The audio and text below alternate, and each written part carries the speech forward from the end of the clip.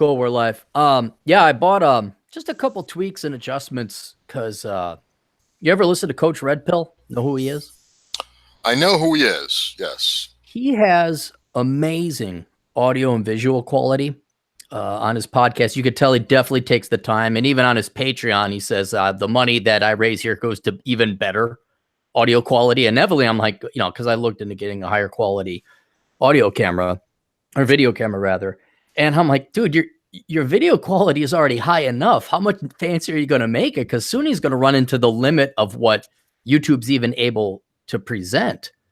But when you compare his quality of audio visual to my YouTube channel, mine is just complete ass. Not that I'm trying to achieve his level of audio, because it would cost literally thousands of dollars for both a computer that can render the graphics, high-end definition camera, and then I'd have to boost my internet speed to like the Supremo T1 line package or whatever the high speed is now, because it would take hours just to load up these high quality level video and camera. So instead of getting fallen behind to the point that it's an eyesore to watch and view my videos, I invested in a mic boom because the mic boom will put the mic right up to my face. I was fucking around with like socks, microphone socks and fleeces, and I'm trying to get rid of the echo and all this other shit, and bar going into a recording studio, which I actually did build, but it's 8 fucking degrees in Minnesota right now, and I'm not joking. I can't do that. So I have to do these tricks of the trade. So one, get the microphone closer to you, but turn down the gain, get a professional sock on your microphone. I do have a slightly higher definition camera. I got a simple desk lamp just to give me some better light, because when I film with the high def camera, I looked like I had jaundice, like I was this orange creature. I look like Donald Trump is what I looked like when I was filming. And then it plugs in directly to my Yeti mic. So I mean, for less than $100 that you could spend, oh my God, they'll rape you on, oh, you need this LED fancy schmancy thing that attaches to your camcorder. And I'm like, I bet you I don't.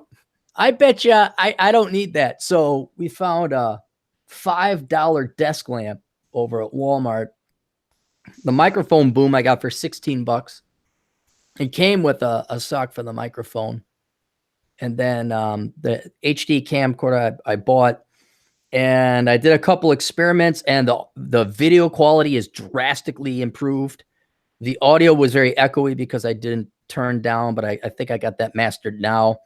And so just for, even under $50, I've drastically improved the audio and visual. Only problem is I did I think it was a 20-minute video, and it took an hour to upload, because that's the bottleneck, because you gotta spend the money to increase the bandwidth so it uploads, and that's where, as much as I would love to deliver the Coach Red Pill level of quality of audio, I'm not going to make that invest, because my time just isn't worth it. Yeah, it's not a payoff. But I will say this: your voice does sound really good. You do sound like you're in a studio. I'm not kidding. Cool. No, the Blue Yeti mic is a audio or a studio quality microphone, and I'm not kidding. When I did radio, they had audio production specialists, and they went to school for. Now I think maybe that was a little much to go to school for a program like that, but they had the soundboard. They know where to put the microphone. Like, no, get the microphone up. They really they know they master their art.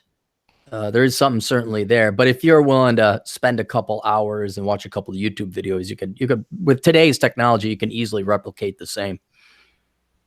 Oh, sweet. Yeah. Now, who is a real professional with an $18,000 setup and a microphone and a computer that has 7 hard drives and 7 processors? Dr. Dave? Dr. David Perldin. Wow. He's got the setup, man. That's why, my voice sounds like a raspy old woman who drank too much whiskey and smoked too many cigarettes compared to his silky smooth Wisconsin tones. I'm using my plug-in Logitech mic right now, so not using the high-end stuff, but yeah, it's a nice, sweet system. Yeah. Well, maybe just have whose voice sounds the greatest, though, out of all of ours, is TJ Martinell because he's muted. That's why he sounds the best right now. Cappy tell funny. That was good, TJ. Oh. Well, how you guys doing? I'm doing good. Can I tell a little anecdote why I feel good? Yeah. Absolutely, you may. Okay, well, I just got back in for your show because I promised to do it and I didn't want to be late. But I had to go downtown to pick up my my CCW, my concealed carry permit. Mm-hmm. And because the morons sent it to the wrong address and they're supposed to just mail it to you. Mm-hmm. So I took a lift down there, and then I took a lift, it's a Uber equivalent lift. And I did like the share ride, if you people take that where you share the ride with other people, because it's cheaper. Sure. And I got a ultra liberal in the back. Oh, Lord. And I got to offend her. Just by your existence, or by showing her your CCW? Well, I made sure I mentioned this because she came in and she had, the parrot colored hair, the nose ring. She was fat. You have hepatitis? Probably. I know she had like herpes simplex 15. Sure. So the Uber driver was complaining about the way people were driving, and she said there's something about Tuesdays. She goes, I don't know, last Tuesday the Uber driver was this nice girl. She was telling the story about people were all crazy, and she said maybe it was because of the election. I don't know. So I was like, here's my in. So hold it. Speaking of elections, I'm getting my concealed carry permit. You were looking for a fight. You were itching for a fight today. Well, I have a general rule where every day you try to offend one liberal. Okay. That's once? That's not that hard. Well, it depends. It depends how interactive you are. Because John, just by breathing, just by being alive, you are offending a significant portion of the population right now. Yeah, my carbon footprint, right? Well, it's just being you. Just being who you are. Well, he offends me in that regard. He offends everybody. Everybody finds John offensive. That's probably true. And you're the guys I'm not even trying to offend. So you can imagine how the other people feel. But yeah, anyway, so I got to spiel a few things about politics. And so my in was I started talking about that viral video of the YouTube driver. The Uber driver that threw a girl out of his car because she wanted him to take down the little Hawaiian bobblehead on his dashboard. I don't know if you saw that video. It went viral. Okay. No, I didn't hear about this. And it was a while ago. And she was drunk. It was like a Friday or Saturday night. And she was sharing a ride, too, with another pastor who didn't even know her that was like telling, shut up. She says, could you take off that little bobblehead? The little thing you'd buy at of course, yeah. Yep, Hawaiian girl with a ukulele. Yeah. So she was complaining about this because it was cultural appropriation or something, Was she white or as white? Ever whited? Yeah, she was, of course. She was some white, late 20-something feminist, probably identifying as bisexual, whatever. But I think she was like and she's 1/1000th Hawaiian. Right. Probably like a roommate's best friend's cousin's sister's uncle's brother or something is Hawaiian. So she found it offensive. But anyway, so I told that story and they're like, oh, yeah, that's right. But then, like, of course, the liberal in the back goes, well, yeah, she was wrong to do that. But I give her credit for pointing that out. I'm like, oh, here we go. John, you could have just said, well, I'm Irish and I don't want to see any of you other, people wearing our hats and drinking our beer and doing all this stuff on St. Patty's Day. Yeah, and I'm sick and tired of Lucky Charms. People eating Lucky Charms. That is offensive. We don't look like leprechauns. That's rude. We're not all gingers. We're not all gingers. It's wrong, and I find it offensive. So anyway, so I was like, okay, here's my. Now, and I forget my exact words, of course, because this was like, ooh, here it is, And so I started talking about politics. I was like, yeah, it's really. It was really great in 2016 when Trump won, and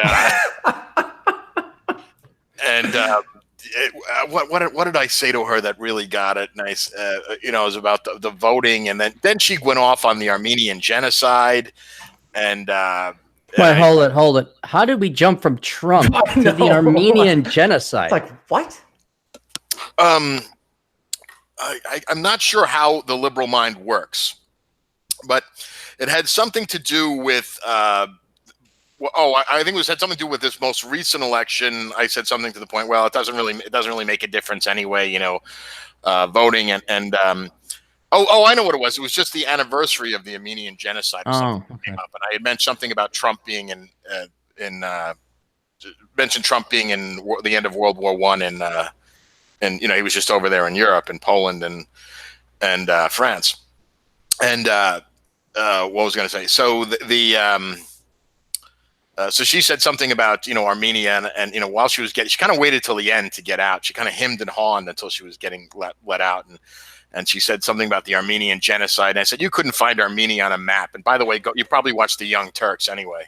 So, Cenk Uygur or whatever, denies the Armenian genocide even happened, and he's as liberal as they get. Anyway, it was fun, and I also so it was like a double win. Got my gun permit, and I got to offend a parrot-haired, colored, fat, liberal, lesbian feminist. So every day is a good day if you look for good things. Yeah, these are the reasons I get up in the morning. Oh, well, Doc, why don't you lead with it? Because you called me. You wanted me, or I had to call you. Wanted me to call you, and I purposely said not to tell me anything about this because I wanted it to be raw and unscripted. So I have no clue what's going on. All I know is there's some crazy shit going on in Wisconsin. Why don't you tell us what this whole thing is? Sure. Okay, I'm gonna read from Channel 3000 out of Madison, Wisconsin. So this was the lead story on several national newscasts last night. And I've kind of distanced myself from it for the last maybe 6-7 hours because this is continuing to be a viral thing. So here's what happened. Last spring, high school juniors stood in front of the courthouse and were photographed doing the Sig Heil with the arm out.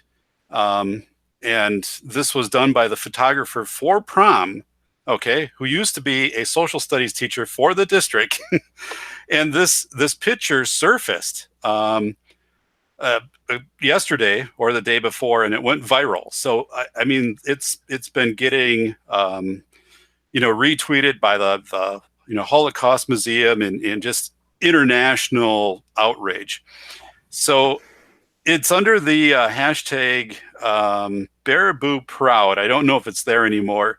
The the Twitter address was @GoBaraboo. And apparently this was a legacy address that was held by classes that then they would pass on to the next class and pass on to the next class. And they would kind of post funny things, but obviously nothing to this extent.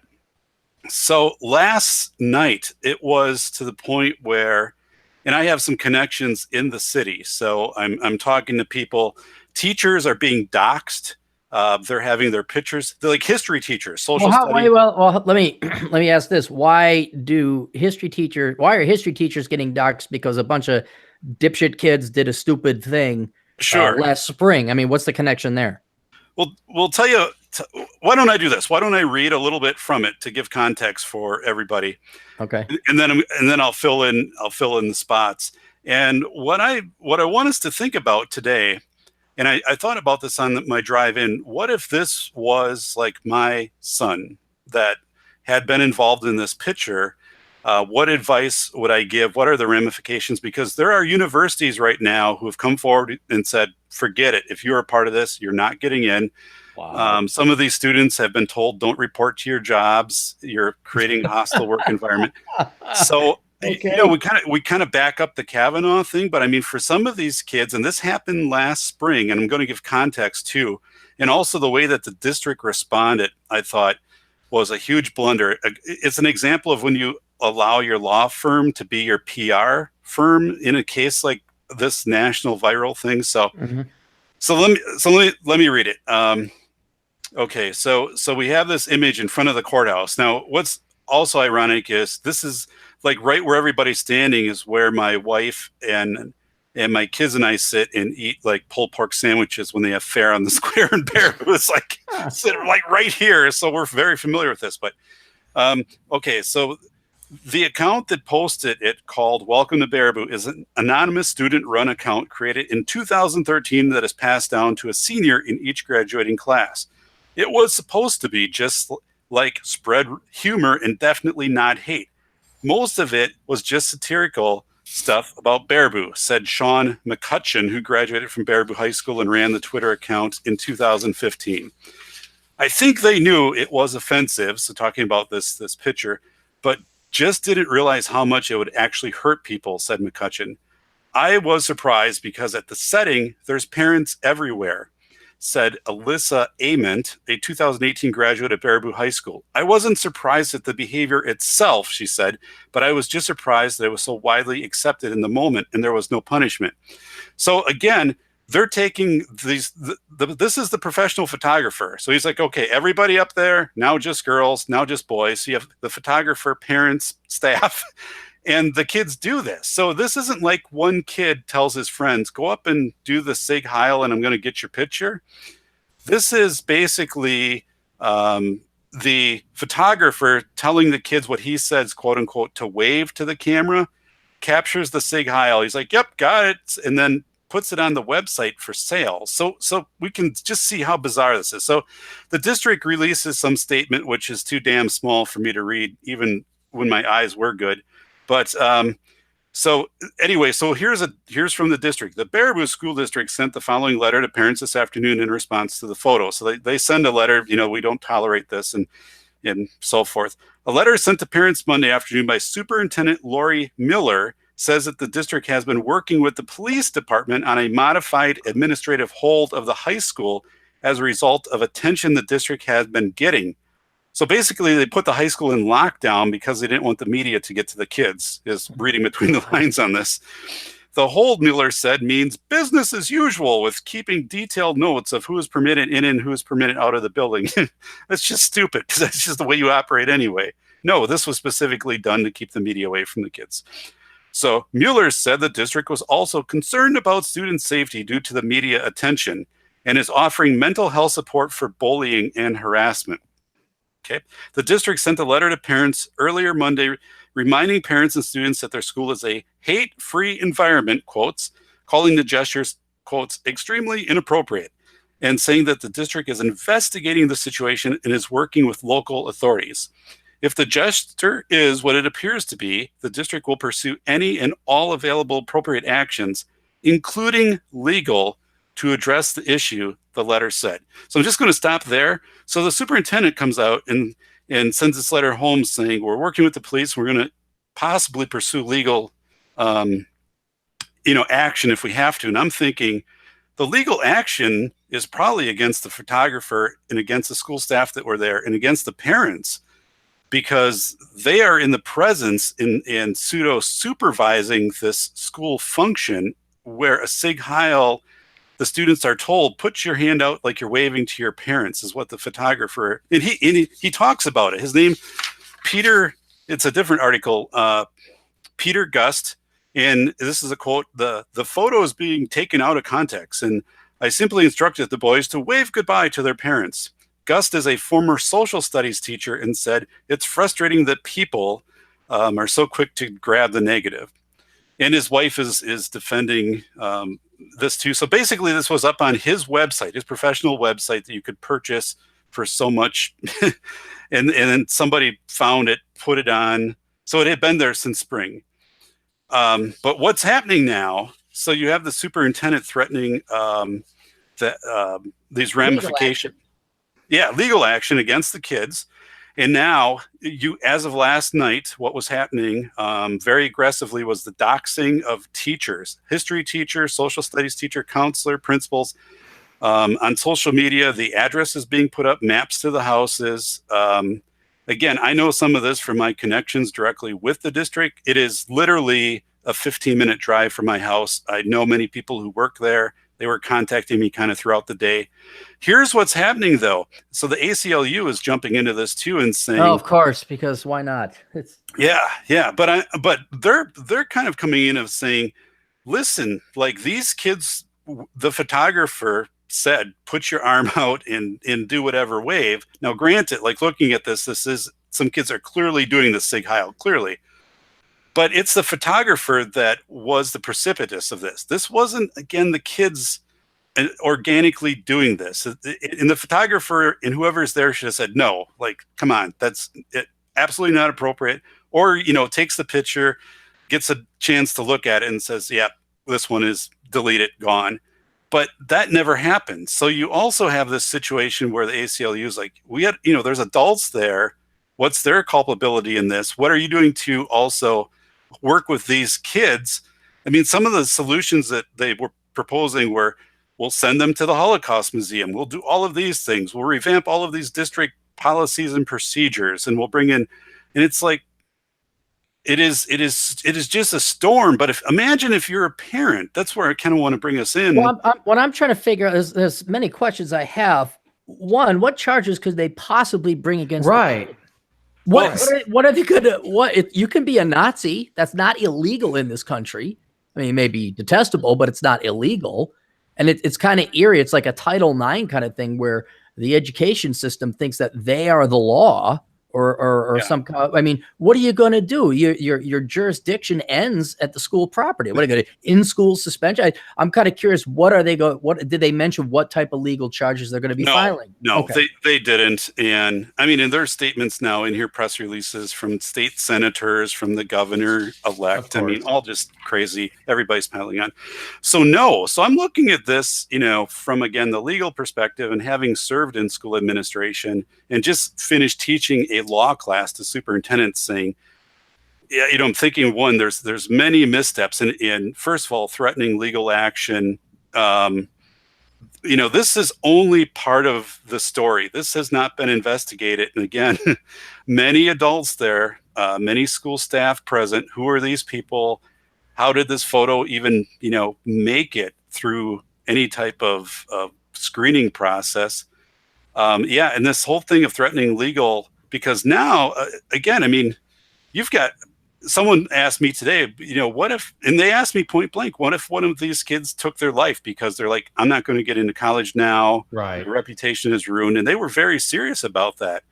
And I said that, you know, things like that are very real probabilities when this comes out completely framed in regard of, yeah, these kids, bad group, shouldn't have done it. We're distancing ourselves from them. I just think it's a horrible that the district has taken. They've gotten really poor legal advice. I went in the back door and I brought up all of their pupil non-discrimination stuff because I know where to get it online. That's not rock solid. They've got a lot of holes in their their processes. They would have to prove that, for example, what if one of the kids was actually just waving his hand like he was told? I mean, now that they bring legal action, now they've completely changed the context. They've complicated it horrendously. Yeah. So, and they know the names. Well, now it's going to become a free speech issue, like sort of like with the Kavanaugh hearings, where you know the discussion about his views on the Constitution immediately went out the door the moment somebody leveled a 35-year-old accusation against him, and everybody was saying, "We just need to believe her." Well, okay, it's no longer about his constitutional views; it's now about protecting the right of due process and habeas corpus, and actually being punished in legally for crime. I mean, they're trying to go after these kids for doing this, and I'm trying to think, what crime did they commit? In order to have a crime committed, well, you know, whether it should be a crime or not, but there's not even a crime. And now they're going to make it into a free speech issue, which is going to cause even more problems, because you're going to have people who will obviously think that what they did was stupid, but they're thinking, we can't legally go after people for doing a hand gesture. Stupid shit.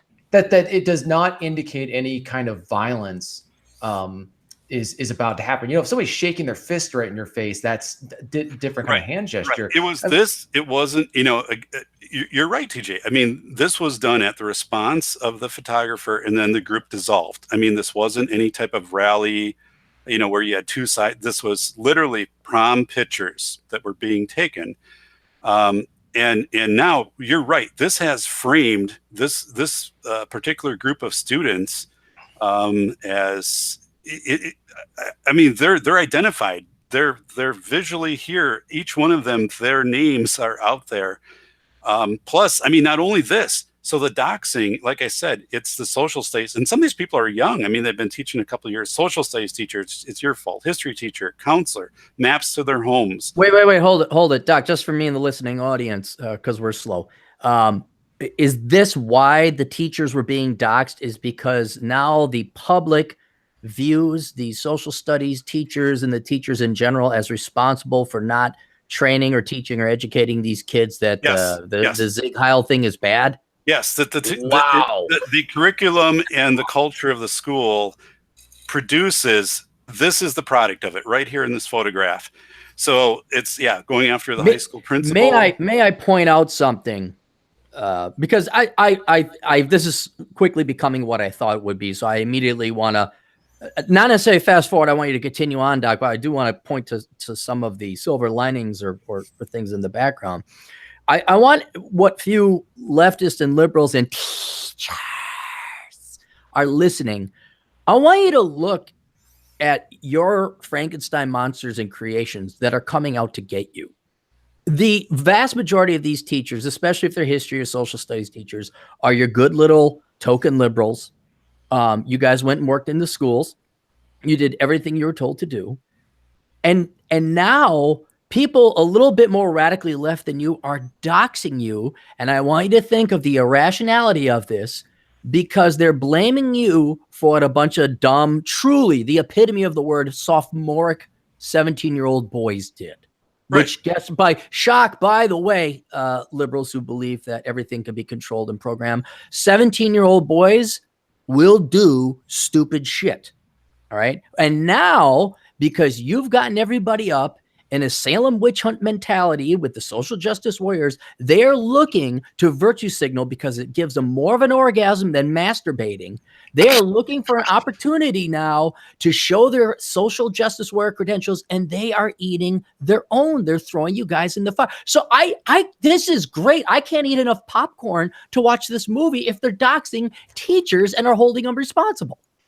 Oh yeah. I think Cappy, the one thing is this situation, if the problem with these things is a rational, even level, whatever you would call it, somebody who's just sober-minded about this would say it's very important that this situation not escalate, and that you engage in de-escalating steps so that it, like, for example, the reaction would be, we're not going to like treat these kids like felons or like talking about legal action. I mean, this total overreaction to the situation rather than just kind of, I'm not quite sure how I would deal with the situation if I was in charge or whatever, but it can get to the point where we're going to see people showing up to people's houses just because they got put online and like throwing acid at them, throwing rocks at them, doing what what happened to Tucker Carlson is exactly what I knew was going to happen a couple of years ago. Like we're leading to that point. So now you're going to have mobs showing up at people's houses. Right. And what happens when they show up to the wrong house? They're not going to bother. Like you don't like, these people are not rational enough to even care if they show up to the wrong address. No. You know, so they'll show up and go, hurt somebody, shoot their dog, kill their cat, and then just leave.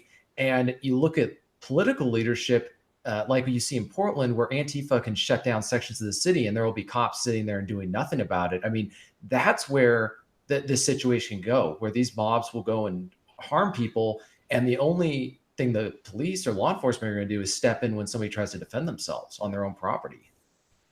Yeah, I agree. I mean, I think, obviously, this not condoning the action in the picture, but again, you could have taken the opportunity to say, we understand the holistic of these students. They've been with our district, the contributions, and this is an opportunity that we're going to take to help them learn and help us become more informed as a district moving forward.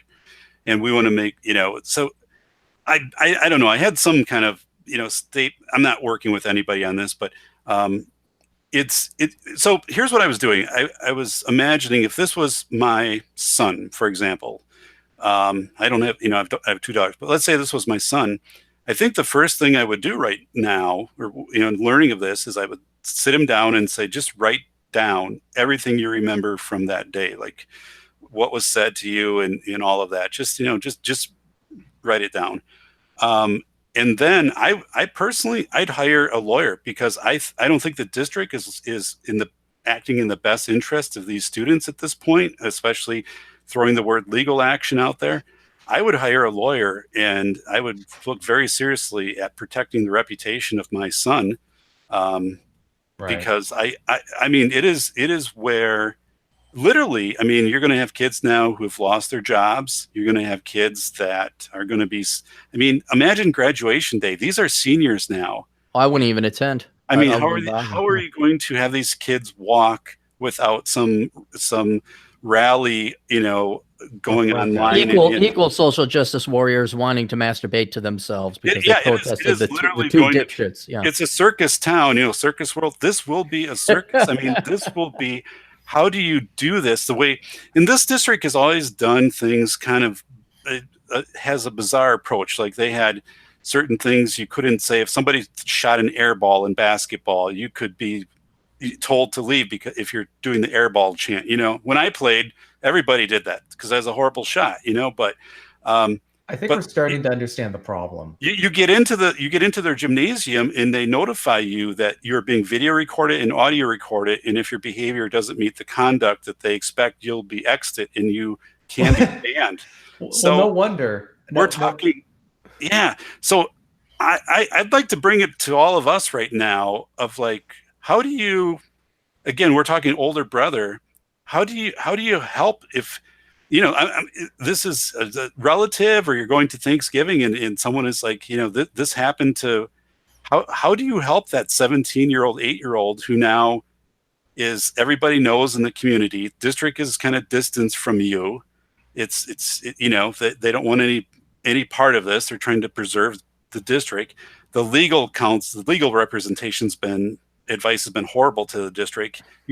Your name has just been put out there everywhere. So if you're applying for a university, you know, into a university or a job down the road, this is going to follow you. I mean, so I guess this is where I think older brother can be a service. What do you think? We'll all, you've already recommended your course of action with getting a lawyer and defending the reputation. I'll have TJ and then John give their recommendations, the advice they give to the younger people, but then I will give the correct answer. Okay. That will solve all this. But humble Cappy. You monkeys dance and you go ahead and flail about. I'm very curious, but I'll lay down the law here at the end. It really would depend on if it happened afterwards, like the exact circumstances. Like if my son happened to be involved in this and he was just waving his hand, then you really have to go on the offensive. Anybody who says anything, you hit them with, verbally speaking, you go after anyone who says anything. You tell your son to stand up for himself and be adamant, and actually you have a legitimate reason to be angry at people for not hearing his side of the story before rushing to conclusions on this kind of thing.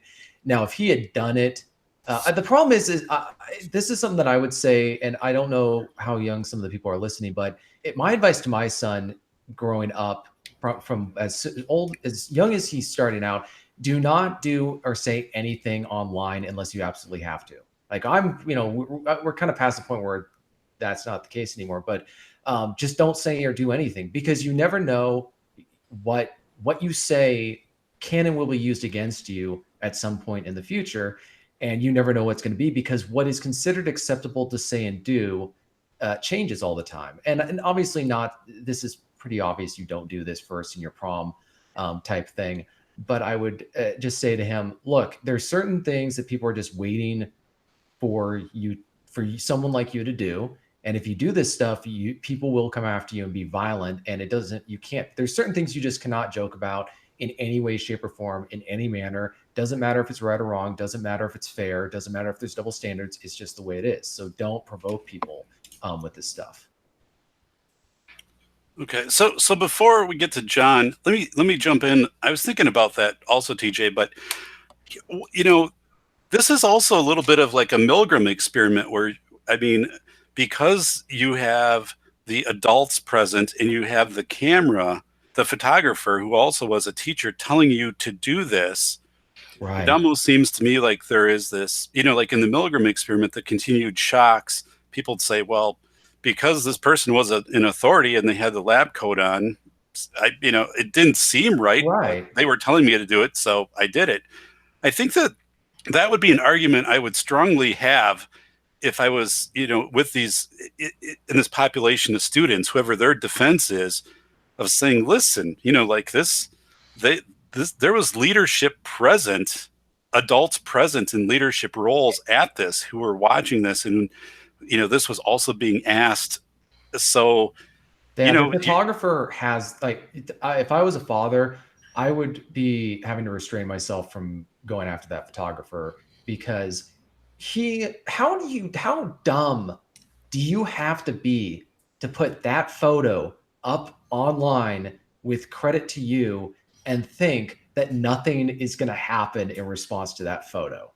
I'm trying to understand the logic involved with someone looking at that photo and saying, this is, and we're not talking like this wasn't 30 years ago when, by the way, kids did all sorts of stupid stuff in the 80s. I was seeing some of those from back in the day. They did very crass and vulgar stuff. We did no such thing. We were all angels. Me and Doc just went to church Cappy, and read our catechism. Yeah, and so I'm just thinking,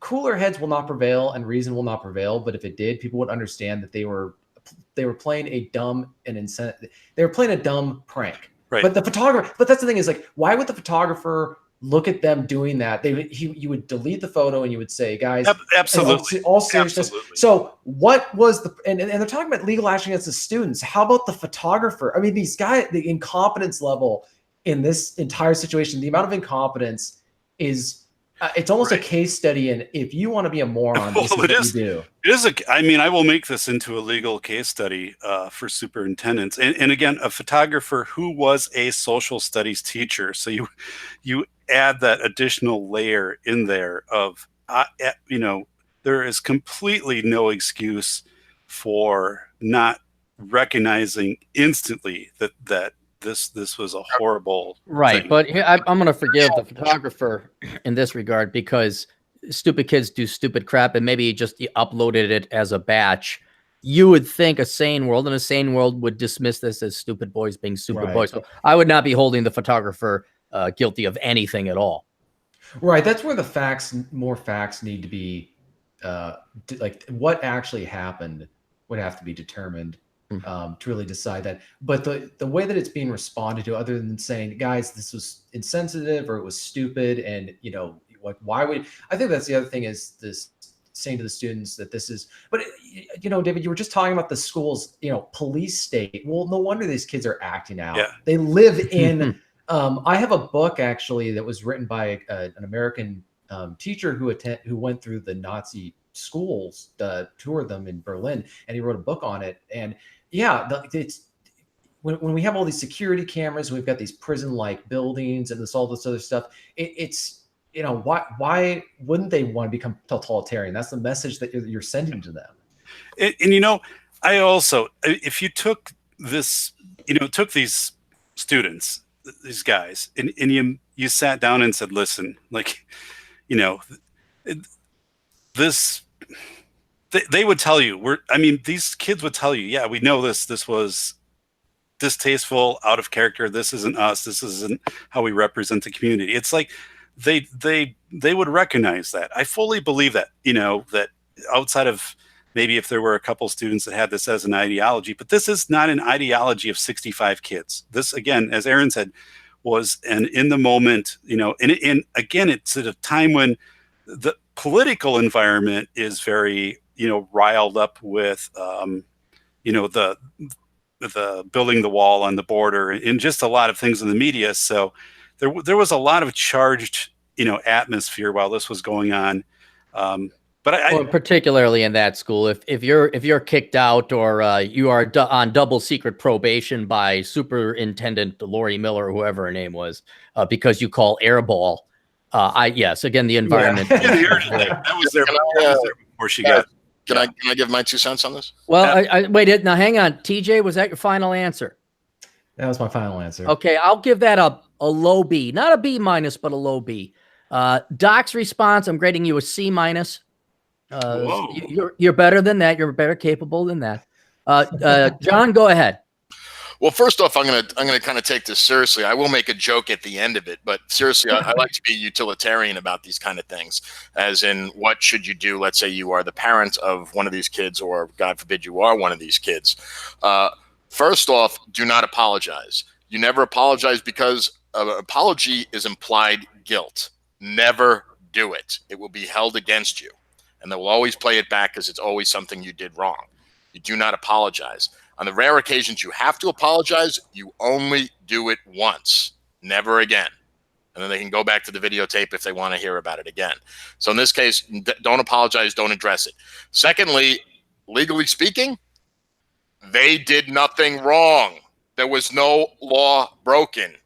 Not only that, their right to do it is so important that it is enumerated in our Constitution. Freedom of expression. So I would just quote the First Amendment if necessary. If you have, and actually I wouldn't do it myself. I would do it through an attorney or a representative of some way, so it's not my face doing it. But that would be the answer. That's the utilitarian argument you would use. Then I would go on what David had mentioned about an attorney to protect your rights, because there was no law broken. You did nothing wrong. And I don't want to hear about, oh, because it was morally repugnant. Shut the fuck up. There's stuff that's way more morally repugnant than that and doesn't bother anyone. How someone waves their arms, get over yourself. People are dying all the time, and what you're worried about because someone made a Nazi salute. You know, as many people believe Hitler did nothing wrong. I'm not saying I'm one of them. I don't think I would have invaded in 41, but that's a different story. But that was probably his only mistake. And what is a history is a bunch of lies that are agreed upon anyway. So, but that's talk about just a purely utilitarian point of view. That's what it would be. Do not apologize. You never apologize to the leftists because they just use it as further ammo, and they're not interested in apologizing to you. They're interested in making a spectacle of it. They're interested they're using you as an example of what they can virtue signal and how horrible this is and whatever. So you never do that. And then also, because in this case, legally, you are totally in the right. You did absolutely nothing wrong. Thirdly, I would go after the school for any dangers that you can have nowadays, or perceived dangers you could have. I would have the school spending money to protect. If I was one of these kids who didn't break any laws, I would have them, providing security for these kids. I would have these kids suing because they were experiencing emotional distress because this photograph was published with the apparently implied consent of the school administration or someone that was acting on the auspices of the school or their authority thereof, an employee, a teacher. That was the proper way to handle it from a total utilitarian thing. I don't want to get into the whole social commentary thing that could go on forever. That's how it had to be handled. I'd have to know a lot more about the intricacies of what they're actually threatening the students with. They haven't said for obviously reasons, because they're in a legal conundrum, because they did not break the law. And don't give me this moral bullshit. Morals are subjective. They're not legal. So that's my point of view. I'll give you a B+. We're not in A category there, but the not apology earns you. That was a good grade, good effort. And remember, I'm grading on a real old school scale. Not everyone gets a B+, and then if you did really good, you all get A+. This is not like I used to grade back in economics. So those are good efforts. I will give you guys the correct answer. There's basically 4 things what I would advise anyone listening, parents or other kids. One, I would point out how South Parkian this is. And it is. This is where the kids, all South Park is the kids are saying, and the town is mental. And they use that vehicle to make some very poignant social commentary. But it's true. The kids are just these innocent 10-year-old boys, and they get into the shenanigans and whatnot. And it's the parents and the adults. And what I would tell the boys that were stupid enough to do this, but I would point this out to everyone who is a junior or senior in high school, every young boy and girl out there, is step back, take away your social justice warrior, and look and act who are acting like the petulant little crazy children. And you're going to realize that this is South Park. It is the adults who are insane. And what's sad is in the real world, that's the truth. The adults are the insane one. You got the fucking superintendent. You got the goddamn police. You got universities saying they're not going to accept these kids. You got foreign press, international press running. This is a headline. Doc, was this a main headline like on NBC or something? Yes. Okay. Okay. You have established mainstream media getting their tits in a bundle over this bullshit. All right. And that's what this is. This is bullshit. This should never have made it past maybe a some, not even stern talking to, but just the old man giving the kid the one eyebrow raise. Really? Nazi salute, dipshit? You know, like maybe you're grounded. Like, don't do that stupid shit, kid. Now, that's where it should have ended. But I want to, the real news here is not the news. It's what the news is about. It is the news. It is shocking that the world put this much attention to a bunch of sophomore boys. That's the thing. What's going on? Kill that phone. Not me. All right, so that's what I would paint a lesson to all these young boys and girls out there, whether or not you participated in this tomfoolery or not. You are about to enter an insane world, and the adults don't know jack fuck all shit what they're doing. So that's lesson number. TJ, you're the youngest. Be quiet. Wow. And you got a low B. So no, this is A+ grade shit I'm laying down right now. All right. Number 2, for the parents, I'm going to argue once again, this is a great argument for homeschooling or getting your kids into college before they graduate from high school. There's a way you can skip high school more or less. If the goal to graduate from high school is to get into college, you don't need it. You can go ahead and apply to your local community college. You can go online. I would advocate homeschooling. The environment that Dr. Perodin painted, TJ pointed out about you can't say airball, and the circus, the literal world circus that has surrounded Baraboo and this stupid act.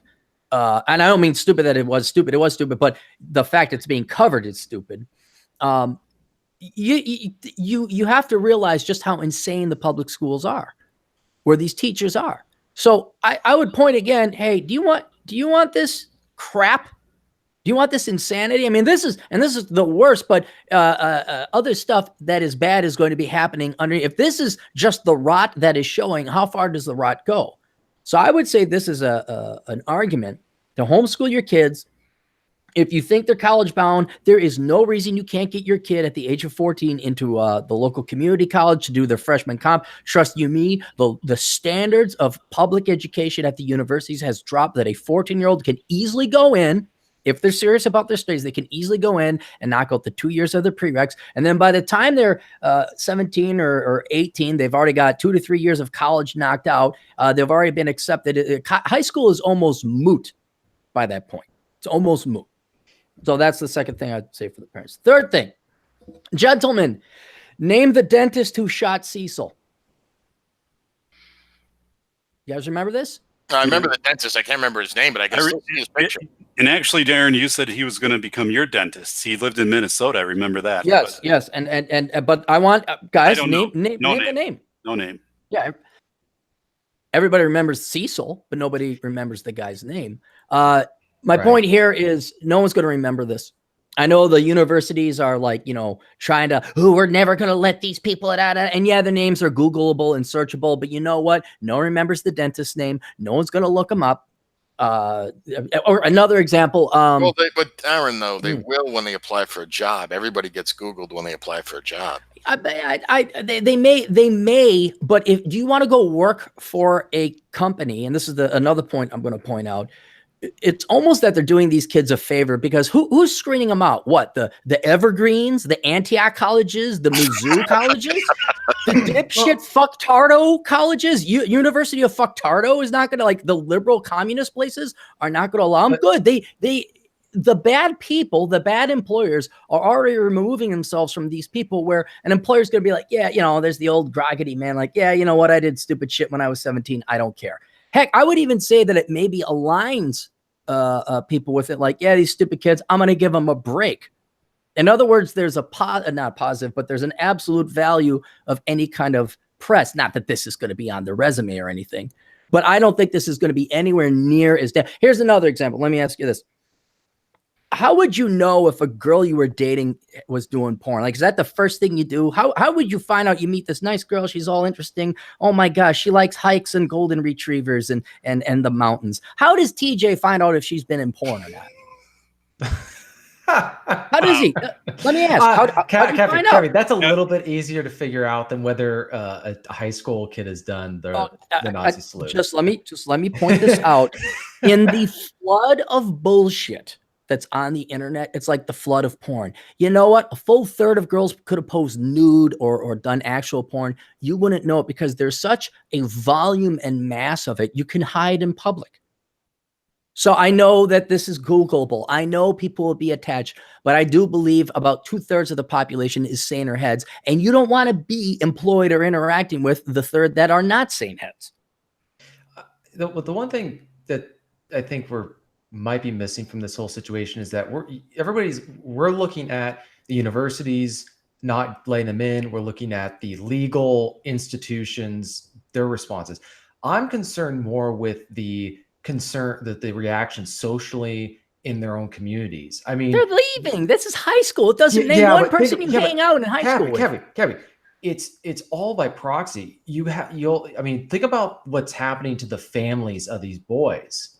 Everybody, I mean, I've seen the hysteria firsthand of stuff, and this was all over misunderstanding. Somebody had misheard what somebody said, and then you had that situation in Seattle recently where this New York out-of-towner transplant mistook the Norwegian flag for the Confederate flag and called it Seattle. Yeah, but the thing is, imagine if somebody just put on Instagram or social media, my neighbor's got the Confederate flag, and then Antifa shows up and attacks their house or sets it on fire or something like that. I mean, this is kind of what I was talking about in my response, was that being aware that these people are all unhinged and just waiting for an excuse to attack somebody. They're looking for something that's going to get them to do that. Right, which will lead me to a fifth point. I said 4, but I'll address 5th because you do bring up a good and legitimate risk that they have. Now would be the time for them to take a vacation. They should just totally pull their kids out of school for the next, or just say, hey, you know what, we're homeschooling and we're out of here, and and the family goes away. You know what? If I think his name was Robert Palmer, was the dentist. If he just now imagine this in hindsight, if he just took 2 weeks off, said, see ya, bye, I'm going somewhere. I'm going to go fishing in Russia. Screw you guys. I'm going home or to Russia. And then he came back, it would have blown over. I'll give you another example. Name the asshole, that jerk, that snide guy who wrote that article that went international because he wasn't going to see Mad Max Thunder Road. That was Aaron Clary? Right. Only you assholes. Everybody knows that. No. Only us assholes know. You go over, I mean, it made the fucking front pages of the Swedish national paper, whatever. Go ask Sven over in, what's Sweden's capital? Stockholm? Is it Stockholm? Yeah, Stockholm. Ask anyone in Stockholm, hey, who's that asshole who wrote that thing for you? They're not going to know it was me. They're not going to know. So all they got to do is you wait for the heat to blow over. Something John might know something about, but you wait for the heat to blow over, and then so that's taken care of. I know there's a risk that Antifa might show up. I doubt it, but it really is the circus of the South Parkian people. And the fifth one, I would recommend these boys go by an alias socially, or legally change their names going forward. Even though I don't think there's a risk, even though I think no one's going to remember them, before they go to college and they're young men, I would legally change their names. And I hate to say, I got this from this book, not to keep plugging it, but I was paid a lot of money to do so. The Pence Principle. This guy is advocating that when you date, you go by an alias. Like you go with a completely separate name from your social life, then you do your work in your professional life. And I think now would be a good time for these young boys, if the world is going to act this fucking stupid, that they change their names legally, they apply, heck, go to the local community college and apply under that alias, whatever they got to do with the social security numbers or whatever. And then just start anew. That'd be the easiest bypass of this entire thing. It may be a slight procedural pain in the ass, but it's totally worth it. If the veritable Nazis are going to come after these morons for spoofing Nazis. I think what's going to happen, and Aaron, I appreciate. By the way, that was the A+ answer. Those were the correct answers to the test, if you guys were wondering those. I think you're right. I mean, the reverberations from this will come back to a baseline pretty quickly. But it'll be like graduation or the upcoming prom or anything that's kind of, a big event will bring out the the people from the woodwork that until these kids actually graduate. The other part on this, I think that is I underscores a point that I always tell teachers and administrators, and when I get brought into legal cases, I'm like, nobody has your back. Like the social studies teacher, the history teacher, I mean, they're coming in and it's like, nope, the moment something goes wrong, like you're on an island, like you're on your own, even if it's not anything you've done. Like this is, someone is saying you didn't instruct correctly. And this is, I mean, so, but that's the point, too, of when I, and I mean, my legal work is through the roof. I had a call, my God, I think it was last Monday. I had 3 calls. I turned all of them down. And one of them called me back in the afternoon, like doubling my fee. Like if I take the, I said, I don't have time. You're like Clint Eastwood in A Fistful of Dollars. You keep bartering and playing off the other guys. Yeah. But I mean, it's just if we, but it's one of these things. And I mean, people are naive. I think maybe, I mean, teachers, but in general, people working with corporations and stuff, that the corporation has your back. Oh no, not at all. So that's the point where you have to be really vigilant. And, I talk about making sure that you have, your records and things like this. But, too, again, this will, again, find a baseline and things like that. But I don't see the district, reaching out and unifying with the history teacher and social studies. And there's a lot of things that fractured in this. It was just handled really poorly. So again, it's going to make for me, fortunately, it will make a great case study. So, people can learn from it that are going to be prospective superintendents on a way to handle this. Because to me, this was an appalling response by the district to bring in that legal action. And then also we don't have the fully informed what was happening here. So, well, Doc, let me ask you a question. I mean, in your profession going forward, although I guess you're kind of on the retirement track anyway, and these people, and they're coming and they're pounding down your doors and they want your advice. Are you ever able to point to the gorilla in the room or the emperor has no clothes to say, look, you guys made this bed. It's leftist politics. Whether I'm a Republican or not has nothing to do with that. You are victims of your own social justice warrior Frankenstein monsters, hyper political correctness, hypersensitivity. Everyone's looking to be a victim. And I mean, do you point that out? Can you point that out to them, or do you have to basically? No. I always am the member check. I will always say what's on my mind. Okay. And if they say, I don't agree with that, then fine. But honestly, I'll tell you this, one client, I flat out, told him, I said, you're in a losing situation. There is no way you're going to pull this out. You yourself did everything right. And you're an ethical, intact individual. You're in a system where everybody around you is corrupt or leaving. No one's going to have your back. There's no winning this. You're too good for this. If you stick with this, it is going to destroy your career. That's my full observation of what you're presenting to me. There's nothing you can do to fix this. Nothing I can do to advise you. Legal counsel, and it's weird. I mean, I do things legal, but I kind of branch out now a little bit like Rich Cooper, a little bit. Just where people purely want the professional advice when they're making these jumps into administrative type roles, but. No, I mean, right up, I'm getting more and more blunt of looking at situations and saying, nope, this one's unwinnable. Like, just, leave, just be gone, because you cannot rationalize. Yeah, when a school board, for example, wants to, instead of meeting, wants to be able to attend board meetings from vacations in Las Vegas and Skype in their votes and stuff. Nobody has your back. You're the only one there. When the audience, when things get hot, everybody leaves the room. I'm like, you're lost. Don't go through that. Don't put your family through that, yourself through that. That's going to burn you out till 2 a.m. And so, no, that's the one thing I think has built my credibility. I had a client, I for sure thought we came to the end of the road because we were on, pretty polar positions. And I said, that's fine. You know, I'm not, this is how I view it. This is how you view it. And, you know, we came back to the table. A client came back and, you know, we met on ground, which I was comfortable with, and we continued. But no, I'll be a member check, because if people, that's why people come to me. I mean, if they come to me and I acquiesce or I give them advice that's not in their best interest, my reputation's destroyed then, and I'm not doing them any good.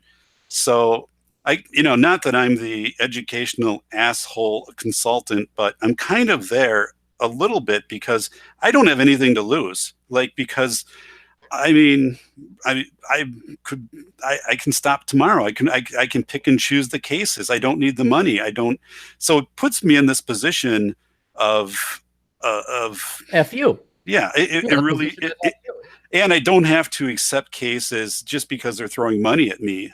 You know, I said I don't have the time, and I'm not even going to dip my foot further in the water of this one. I know the amount of work it would take. Not that it doesn't have merit, but it's not me. You got to go find somebody else. So yeah, I mean, well, I'm glad we helped out the kids of Baraboo and all the kids listening, all 54 people listening right now who should be liking the video. As we talk about. Also, I re-enabled super chats. All right. Well, no, because I found out it's an arms race that grows exponentially, and I'm not going to play it anymore. So I got rid of the super chats because I'm like, oh, people can donate super chats and say, let's kill the Jews or whatever else like that. Well, I found out that, people are still in the chat room. They just can't donate money. So I'm like, you know what? If there's a risk like that, there's a comments section. If that's the exposure, I might as well make some money. And so we do have the super chats are up. Can I read Christopher Morales? Let's leave it till the end. We'll do super chats at the end because I want to do it like that. And then what else we got? Just bear with me here, guys. We'll get what minimal sponsors we got out of the way. There's the Amazon affiliate program if you guys want to help out the old captain and the older brother crew, of which they get nothing. I share the spoils with them for nothing. I do absolutely nothing for them. You know what we should do? We should totally all fly out to Vegas or someplace cool. We'll all fly out and visit TJ. And we'll write it off. I'll buy the booze and the food and everything. I like the idea. This sounds like a good idea. What, TJ, you're not in Vegas, though. What do you mean? Oh, we go visit TJ. Yeah. I don't know. Where do you guys want to go? Oh, no. Visiting TJ wouldn't be too far of a stretch for me. I could be there in an hour. Yeah. I'm just saying, like a nice sunny day. We wait for July. We go up in the mountains and we all trash TJ's place. Yeah, he may not be too happy with us visiting. Yeah, who cares what he thinks? This is hazing. This is how we get the youngin up and strong. Anyway, so if you guys did want to help out before we have our let's go torch TJ's place party. You could go through the Amazon affiliate. There's other ways you can support the Older Brother podcast. You go to olderbrother.com/donate. And we got PayPal if you want. We got that. And there's we also have Patreon if you want to donate money and get nothing in exchange. But honestly, if you really do want to help out and have it be of benefit for you and not cost you anything more, do all your Amazon shopping through the Amazon affiliate program, which is the third link at olderbrother.com/donate, I believe. We have, where to go? Darn it. indemandcareer.com. Seth Himes, he's got his company he's firing. Well, it's always been fired up. He's advertising here again. He wanted me to advertise on the Older Brother podcast because it's going to directly benefit all of our listeners. If you guys are looking for a job, but you don't want to go to college, but you want some kind of skill, may I recommend getting a career in digital marketing? I don't mean to sound like a daytime television commercial, like get an exciting career in dipshit studies. Come to the strip mall where our facilities are. Go to indemandcareer.com. It's basically an online program you take. And I've heard nothing but good things. I've had many clients and listeners go and take Seth's class, and they're employed. They're gainfully employed. So that's just something to take a look at. Check out the reviews and all that. And then Ridge Wallet, I got a cool wallet in the mail. It is burned titanium. It's RFID proof, like they can't just scan it. And this is a slick looking wallet. And I did want to promote this because it would make a very nice gift for Christmas. It's ridgewallet.com. You guys can find that there. And then what else do we got? Oh, the Pence principle, germane to what we're talking about here about how the world is crazy. Where you think, let me ask you guys this: do you remember? Let's go back, say 7 years ago, 7 to 10 years ago. Do you remember when the concept of a woman making a false rape accusation seemed preposterous, like that wouldn't happen? Do you remember those naive days? I don't know if I can remember that far back, to be honest. The only reason I bring it up is because someone pointed it out to me. I was in South Dakota. Maybe this was more like 10 years ago. I was listening to Tom Likas, who's retired, by the way. And he was on this not necessarily screed or tirade, but he was talking about how women would get pregnant to sperm jack a guy, or they make false rape accusations. And I'm like, that doesn't happen. I mean, sure, there's a crazy statistical chance that I want to point out with the crap that's going on in Baraboo, how the world's gone insane, and then the Kavanaugh thing, where the world, at least the nation, believed a lying bitch's face who came up with a lie from 36 years ago.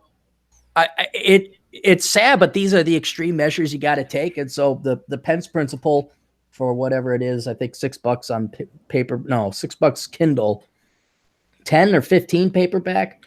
Whatever, drop the money, and there's some nuggets of wisdom in this thing to ensure and protect yourself going forward. Because if we're sending you boys out into this world and they're going to come after you with torches and pitchforks because you idiotically did a Nazi salute, these women are getting weaponized and they are going to come after you, especially the social justice warriors. They're, with feminism and everything, they are targeting you boys. So you might want to pick up the Pence principle. That's on Amazon.com as well. Right. I think that's what really the takeaway for young men is, to know what's the situation they're going into. It's like you have a bunch of cuts and bruises and you're going to go swimming, right? You need to make sure you're not bleeding while you're in the water, because the sharks will come after you. And also understanding that so many of these kids, when they've gone through college or whatever, they've been hyped up to fight this mythical oppression. And so they're looking and searching. And that's part of what drives their anxiety, is they can't find anything. So they're trying to latch onto anything. And these boys kind of gave it to them on a silver platter by doing it. And I think that's the big takeaway is you are, and it doesn't, like the fact that these people are behaving irrationally, it doesn't matter. It doesn't matter. You gotta be smart. You can't do stuff that, and I think that's the job. I'm not a dad, so I'm not here telling people how to be a parent, but just you got to tell them the truth, because if they do something stupid like this, or they do anything, they have sex with a girl who's drunk in a college campus now. Right. Well, that's another thing that you'd say to them is, don't ever, here's the stuff that you got to deal with out there. And yeah, I do remember back, you were saying, asking about 7 years ago. I remember the rules for, I guess what constituted sexual harassment and all that stuff. Because I remember the stuff that I heard in some of my workplaces. Oh my gosh, it would be global news now if that kind of stuff. I mean, think about all this stuff, and maybe it was because I worked in a field that was really big on free speech, but people could just say whatever they wanted. And it was understood that we're all about the First Amendment, so our HR person kind of understood that there's going to be she would just plug her ears while she was walking by certain desks, just saying, I don't hear this or whatever. But yeah, the things have changed. You can't do that anymore. You can't. It's almost, you got to be a little bit more insular and distrustful, which is really sad. But it's just that girl who's really sweet right now, she could turn on you under certain circumstances. You need to be aware of that. And it's not even to whether they would. It's that they can do this stuff to you. So it's almost like they've got a gun in their hand, and the person might not even realize it. But your son needs to know they have a gun, which is their capacity to falsely accuse you. You got to protect yourself. Well, here's another perfect example. This just came on Drudge Report. Manhunt for man who insulted social justice warrior in Uber ride last Tuesday. They're on a manhunt for some guy. He said, "I didn't know where Armenia was, and I'm offended. Hunt him down and kill him," said random person. Right there, look at it. They're already weaponized. They're coming after you, boys. Well, and they're going to keep changing. I think the important thing is they're going to keep changing the definitions. Kind of like what we saw. This really started, I think, with George W. Bush's presidency. Look, people there are plenty of legitimate reasons to not like him as a president, but the gratuitous use of the word fascist, especially now, is now encompassing so much stuff that anything, somebody wanting secure borders or there to be a border wall or that the laws on the books being enforced, they throw out the word fascist and all that stuff. And the problem is that people have a view of what something is. And so when somebody's misusing it, they don't realize what they're actually talking about. I don't know. This just is an example of how young men need to be warned about the world that they are inheriting. And I think that's another failure that I see a lot, is that they're not being prepared because the parents kind of check out. They think that the school's going to take care of the school's number one priority is their kid. No, you're on your own. It's like, Currahee with the 101st. Like, we stand alone. There's nobody is coming. Well, it's kind of interesting. I was listening to your podcast, and here I think you're talking about there's a cute girl you were chatting to, and all the other guys were jealous that you were chatting to her, and you were saying how she couldn't get off her damn phone to give you the time of day. And what's kind of sad is like, oh, that's insulting, that's disrespectful. But now you think about like, well, that's kind of a good outcome because TJ's not in jail. And we can still have our torch DJ friend. But it's sad because I have another client, and I do want to get him on because he went through hell, but he's a young gentleman down in Maryland, majoring in engineering. And this guy came from the freaking ghetto. He came a long ass way. Basically had to leave an abusive family. I don't want to mention his name.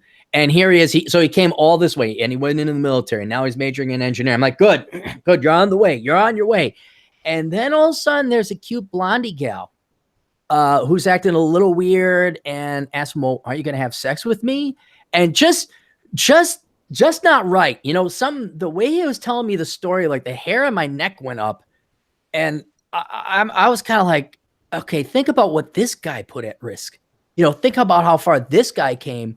What if he got slammed with a fake sexual harassment or assault or whatever? The girl regretted having sex with. And, girls don't just throw yourselves at you to have sex at like 2 p.m. It threw me off. It just threw me really off. And I have to get back into the mentality like this is the environment. We're going to go after idiot sophomore kids that do Zig Heil salutes from a year ago when they're being dumbasses. We're going to do false rape accusations on campus. That cute girl TJ's talking to, maybe she'll claim that he harassed her later. It's horrible. I mean, I'm far too charming. They're very. They're very. A percentage of them are very weaponized. And as you put, TJ, they are looking for a crusade or an evil to fight. And if they can't find it, they'll almost make it up, or they'll take the slightest transgression and make a mountain out of a molehill, which is exactly what happened in Baraboo. Well, this is why you see the rise of the term when someone says this is just a code word or code phrase for this. It's because they can't even get people to say things that are offensive, even like whatever. And so people keep denying that. So they now have to say, oh, well, when you say A, you really mean B. And you go, no, I actually meant A. They're like, no, we're the ones who get to decide. You meant B. And then they'll go lie about it. But the other takeaway from all this is that nobody's going to listen, but I'll just throw it out there anyways. Like you were saying, homeschooling, not participating in these major institutions. Cappy, you've written about not working for corporate America. Don't go into the areas where all the traps are laid, right?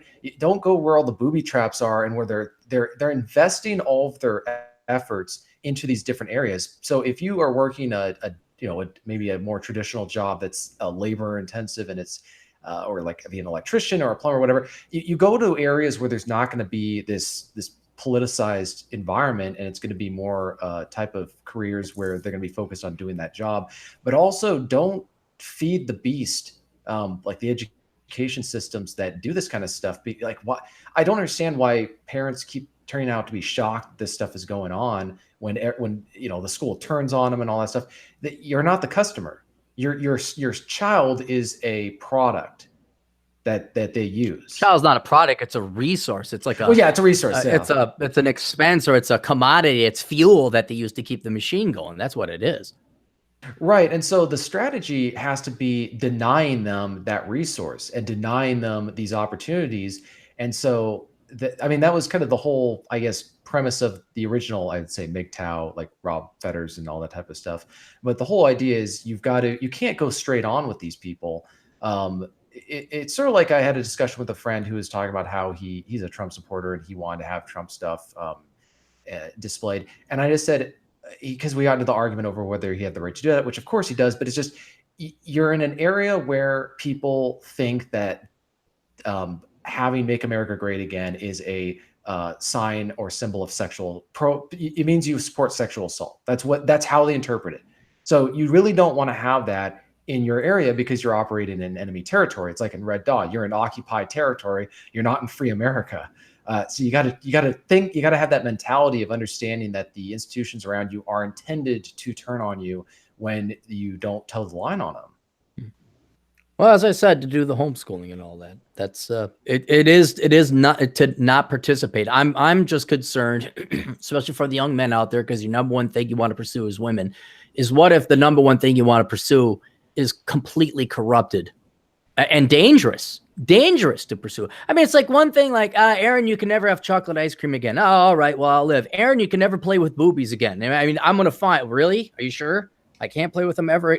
What about these boobies? Can I play with these boobies over here? I mean, it's like you can never drink water again. You can never have booze again. You can never participate. It's not something men are programmed to go without.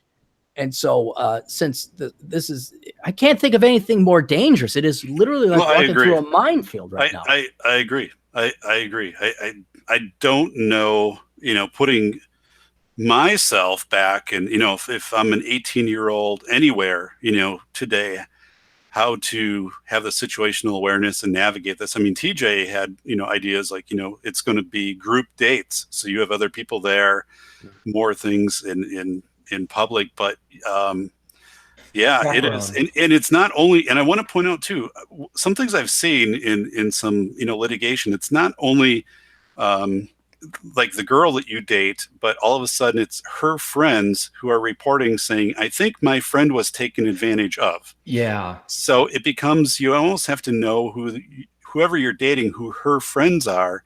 And that's kind of being taken from the whole grooming predator reporting, which needs to happen, but that's being misinterpreted.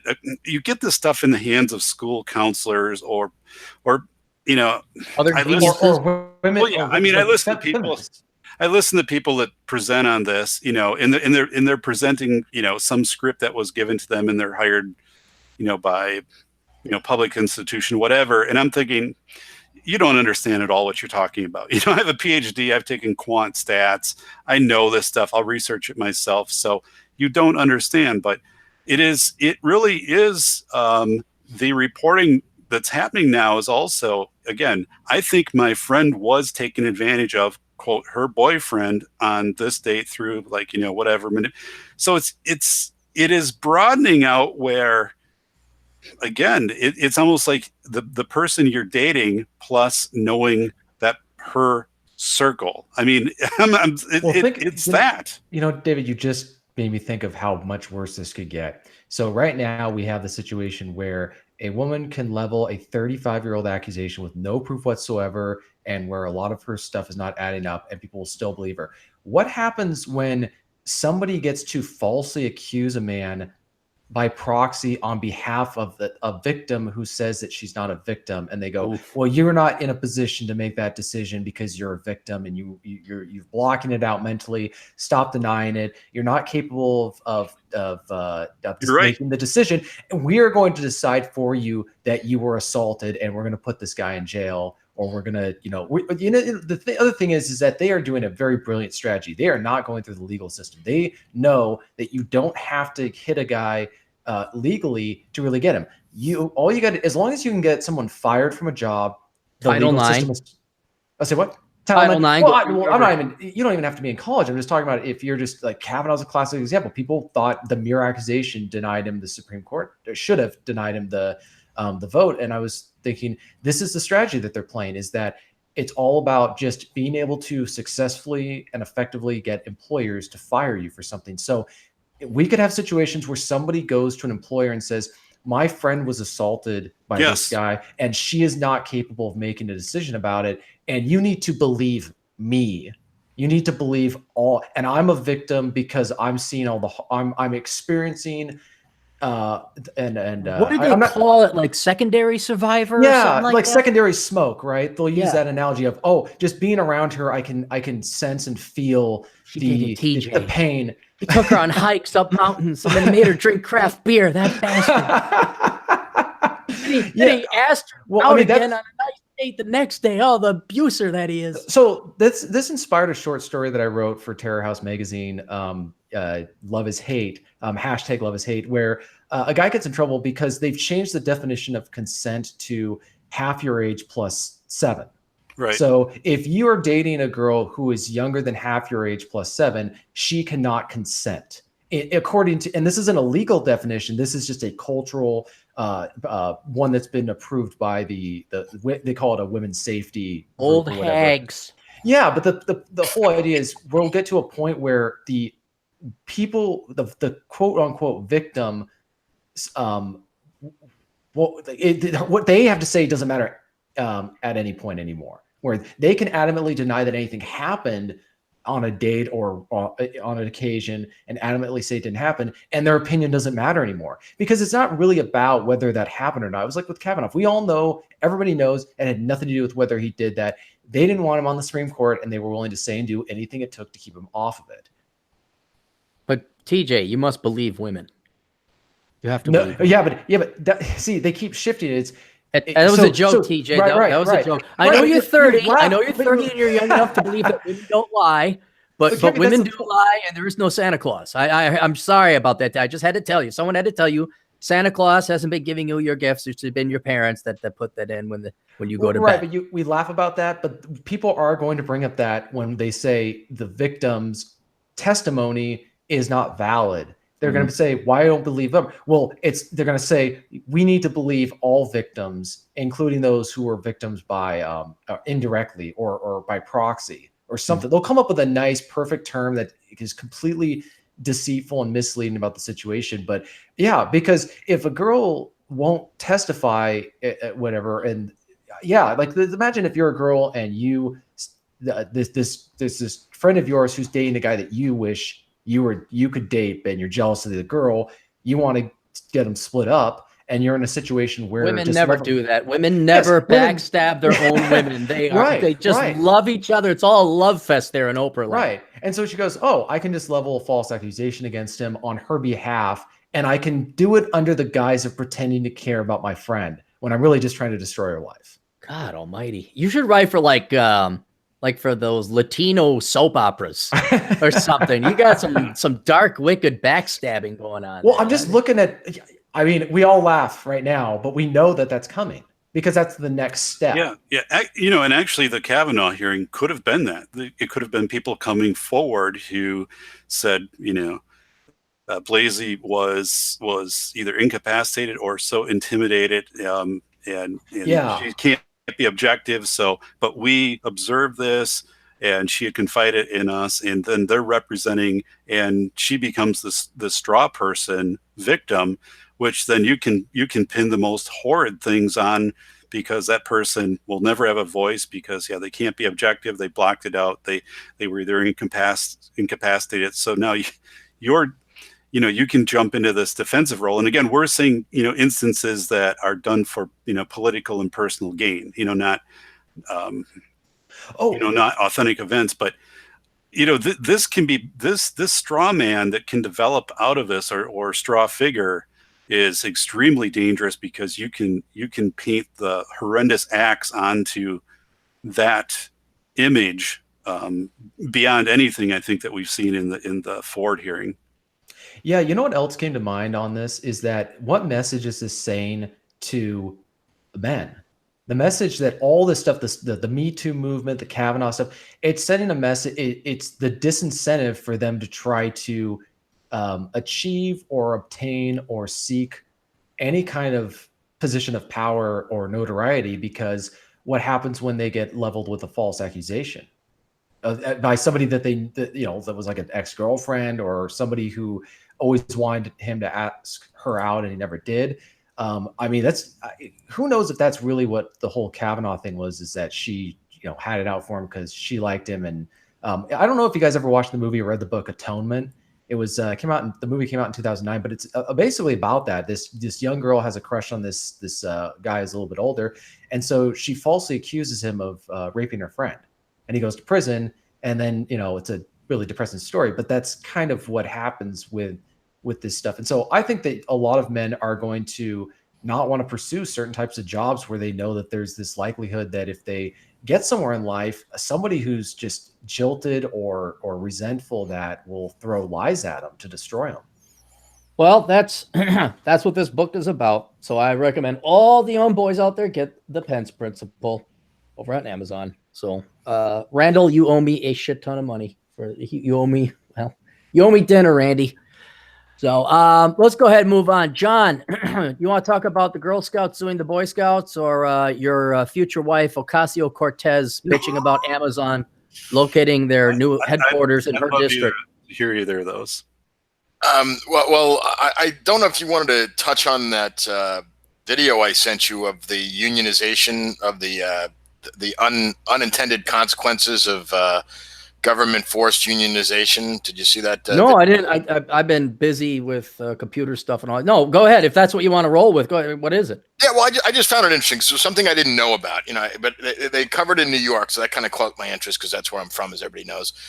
And basically what had happened is New York City passed a mandatory minimum wage of, I think it's like 15 or 16 bucks. I forget what it is.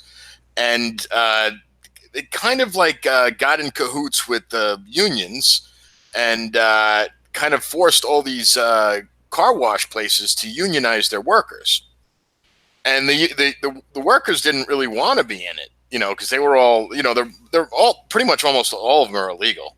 Because I mean, okay. The documentary, they didn't even speak English, the guys that they were interviewing.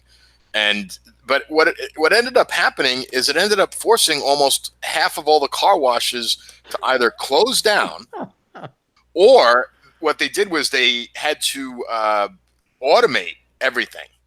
So they literally went from having, say, 16 employees to 2. Okay. Everything, and a lot of dirtier cars now in New York City. Well, what happened? Well, they went because they can go to the automated ones, and then what happened was, so then all the guys that got laid off and fired because the employers couldn't make a profit, they started to do like illegal mobile detailing vans, where they would just in New York City you'd pull up and they'd hook up to a fire hydrant. But they hook up to a fire hydrant? Yeah, and just wash your car there, and people were paying. They had it on video, people paying them.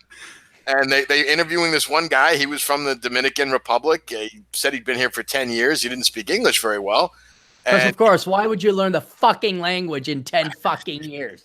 Jesus Christ. Oh, it's magic dirt. It's because Whitey. Whitey, they did something. Oh, it's neo-colonial. No, it's we're not lazy fucks. And if we went to a foreign country, we maybe learned the language in 10 fucking years. But I'll give this guy credit. At least he was out there busting his ass working, even though it was illegally and off the books. And he said that he had no. I'm on the same page with you, but he was out there and he was working, and he basically said he had a job at a car wash, but then they raised the thing, and then the amount of money that it cost the employers tripled because they had to start paying all this other stuff, the insurances and FICA and other things like that. They simply just couldn't afford it. So they all went, they either went bankrupt or they automated. And there was this one guy that was in the automation thing, and he goes, and he sounded like he had an Eastern European accent. He's like, $15 an hour was the greatest thing to happen. I got to lay off everybody. I only have 2 employees now. And it was real. And you can Google the video. It was produced by Reason. I don't know if it's the same Reason as the magazine. They have a strong libertarian bent. They're too much libertarians for, they're all about open borders and they're real whack jobs. All right, I know your hatred for the open border liberal. Let's focus on the economic libertarians. We don't want you to get angry. Yeah, well, I mean, you can't have one without the other, but it was a very interesting video, and they did interview like a member of the union representative. So they interviewed him. They confronted him with the questions. They gave real life examples of the specific car washes that closed down. They give interviews with the guys that renovated it. They had clips of the city hearings. It was very well done for like a 15-minute. Micro documentary, sort of micro documentary. So I thought it was very well balanced, and I encourage people to watch it because it was. I mean, obviously they have they lean that way. They have a bent, but it was well done. And I'm going to put it in your. I'm going to put it in your in our private chat here. So okay, I'll probably link that. You guys can watch it. Out of curiosity, because there was an article or a study or whatever came out recently in the Twin Cities. I don't have the link to it, but we implemented a $15 an hour, but it was a graduating fit, like it inevitably will get to in like 2 to 3 years at $15 an hour. And already the Twin Cities has lost Minneapolis proper. The city of Minneapolis has lost all these restaurants and they've opened up. But Seattle did something similar, right? I mean, they had a $15 an hour minimum wage pass. Yeah. I think isn't it fully, TJ, it's fully in effect now, isn't it? I believe. Yeah, I did a story on it. It killed several thousand jobs. And the interesting thing is that some jobs that seemingly not affected, what the restaurants did is they just raised the prices. So the customers ended up paying for it. But yeah, the minimum wage, shock, it raises costs and cause people to lay off jobs. Capital elsewhere. I know. Yeah. Speaking of which, I do want to talk about this. I also want to talk about the Boy Scouts and the Girl Scouts, but there's only so much bad news and insanity you can deal with. Have you guys heard about the Teeth and Eyes, Miss Cortez? What does she do now? I mean, who saw the article? Did anyone see the article about where Amazon decided to set up shop? Yeah, well, they're being enticed to move to New York. They were offered one point something. I didn't know it's a closed deal yet, though. Is it? Yeah, it's official. Oh, okay, all right. Yep. So they're gonna set up shop, but I think it's Queen. Doc, did you? It's Queens. It's right. Queens. Okay. All right. Thank you for confirming. So Queens, I remember that. John, you probably that was not the greatest neighborhood. I mean, I don't know if it got gentrified or what, but you would think that would be very welcome. The jobs, the drive up in housing prices, the secondary economic effects of people buying dinner and lunch and property values going up. All those new workers, just the damn jobs. I just, yeah. And the workers too. Yeah. But Cortez still bitched about it and whined about it. And I know she's a spoiled suburbanite, Kuantahaha. I know she is. I know she came from wealth. I know she's never worked a real. I understand she's a socialist, but the reasons. Try and guess the reasons she's against. She's against because she's afraid one of the largest jobs programs, one of the largest employers coming to her district. Guess why she's? I wouldn't say necessarily against, but she's already bitching and whining with her freaking yap and nagging like a wife. Guess what her problems are? Gonna raise prices for housing. I mean, what I had read, she was saying, they have enough money to pay their own way. We shouldn't be subsidizing. But of course, I was looking at the subsidies, and a lot of it had to do with infrastructure, which was going to be needed for anything there. Mm. So it didn't make any sense to me. But that was kind of her argument of saying, if they're rich, why should we have to pay anything to bring them here? They should just come here. Yeah, but then she's also worried about displacing people. Really? Which is kind of like, well, sugar tits, let me explain something to you how this works. In order for now, you can build up and there will be new buildings. You see, it's not like everything has to stay static. I know that's crazy for your low IQ brain there, Miss Teeth and Eyes.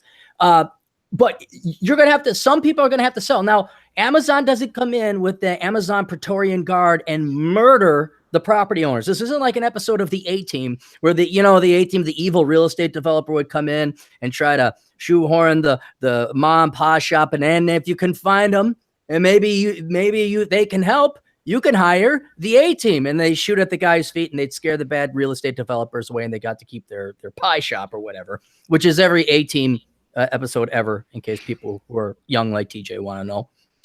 You have to pay these people for the property. So people are going to get bought out, and I presume what they would do with that money is they would move and buy new residency and new property. The money going into the local economy would be huge. People's wages will go up. Now, of course, prices will go up as well, including housing and all that. But I was just like, what's going to make that bitch happy? What's going to make these communists happy? Does anything good? Are you I bet you Jeff Bezos is like, God damn it, I forgot about Cortez. Oh, she's going to be a royal pain in the ass. Like it's like he married this nagging wife who's going to nitpick at his feet all the time about things that Amazon didn't do right in her little house. I mean, I don't know what he was thinking setting up in Queens. All you have to do is all Bezos would have to do is just offer her a free apartment if she shuts up. Yeah, that's true. Because clearly he doesn't have one right now. But Cappy, and I'm not trying to defend her comment. I don't know quite what she said, but I understand the concern that people have when a big company like Amazon is coming in. And it really has to do not with what the company does, but what happens is suddenly there's this demand on the roads. There's this demand for housing. And the government does not allow the market to keep up with the demand. So the supply doesn't keep up with the demand, so prices go up. And because in a sane situation, when you're planning for this stuff, you go, okay, we are bringing in this many new people. We need to have this many new residential units built if we're going to keep the prices stable. Otherwise, they're going to go up and things are going to become unaffordable. So really, what people are seeing the indirect effect of government putting artificial restrictions on. But that's the leftists. That shouldn't she? Well, okay, I'm asking too much of sugar tits over there. Shouldn't she know that that's a leftist policy to limit the amount of construction and all these regulations? Well, they're trying to have it. It's sort of like here in Washington State. You have people who they want prosperity, but they also want to have a huge tracts of the state be like a living museum where there's no development. Well, that's not possible. Yeah, that's kind of the issue. I mean, I'm concerned about growth coming to my area because the highway has 2 lanes, it's a 4-lane, 2 lanes one way, 2 lanes the other way. So if you're going to have if you're going to have more people on the roads, you got to be prepared by expanding the infrastructure for the roads. You need to deal with all this stuff, but the government reacts. Because the government controls the roads and the transportation infrastructure, they don't respond to free market the way that housing does necessarily. Well, so I understand your concerns there, but I can speak to this a little bit. Sorry to interrupt, though, but for example, where I live, it's waterfront, and it was zoned where they weren't allowed to build homes over a certain height. Right, so I bought it with that understanding. This is what it's zoned for. Then, of course, TJ? What's the name of the prick that started Microsoft with Bill Gates? Paul Allen. Paul Allen. Yeah, Paul Allen decided to become a real developer, and because he's a billionaire, he gets to ram down the throat what he wants. So they rezone my whole fucking neighborhood, and now they put up these big giant things destroying my waterfront view. So they just changed the law because rich people want to do this.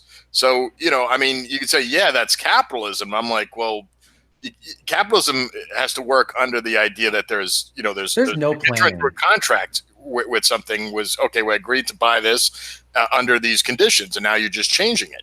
Right. I can't remember who it was, but somebody's talking about how, at least in certain medieval cities, you had literally people sitting down and planning out how the city was going to look, and not that they were trying to be so controlling, but they understood that you have to have a plan. You can't just have this willy-nilly shack of Mogadishu. You can't just have these random places. Everything needs to be orderly, and that's why a lot of cities, I think nowadays, it's so hard for them to have character because people don't plan it that way. It's just we need to get buildings up. We need to, and you see the architecture now is atrocious. But Yeah, it's almost as though people need to understand that that kind of stuff, like putting something in front of and blocking a view, is a bad idea. And I don't know. Well, I'm trying it to affects property values too. So let's say you borrowed the money to build the right. home that's worth this money based on this view. Now, someone else immediately blocks the view. Well, that my view is actually factored into my my property tax as well. So when my assessed value on property value goes down. Well, that's another reason why people are afraid of an Amazon coming. And frankly, I mean, that's one of the problems people have with this the Seattle area that I know.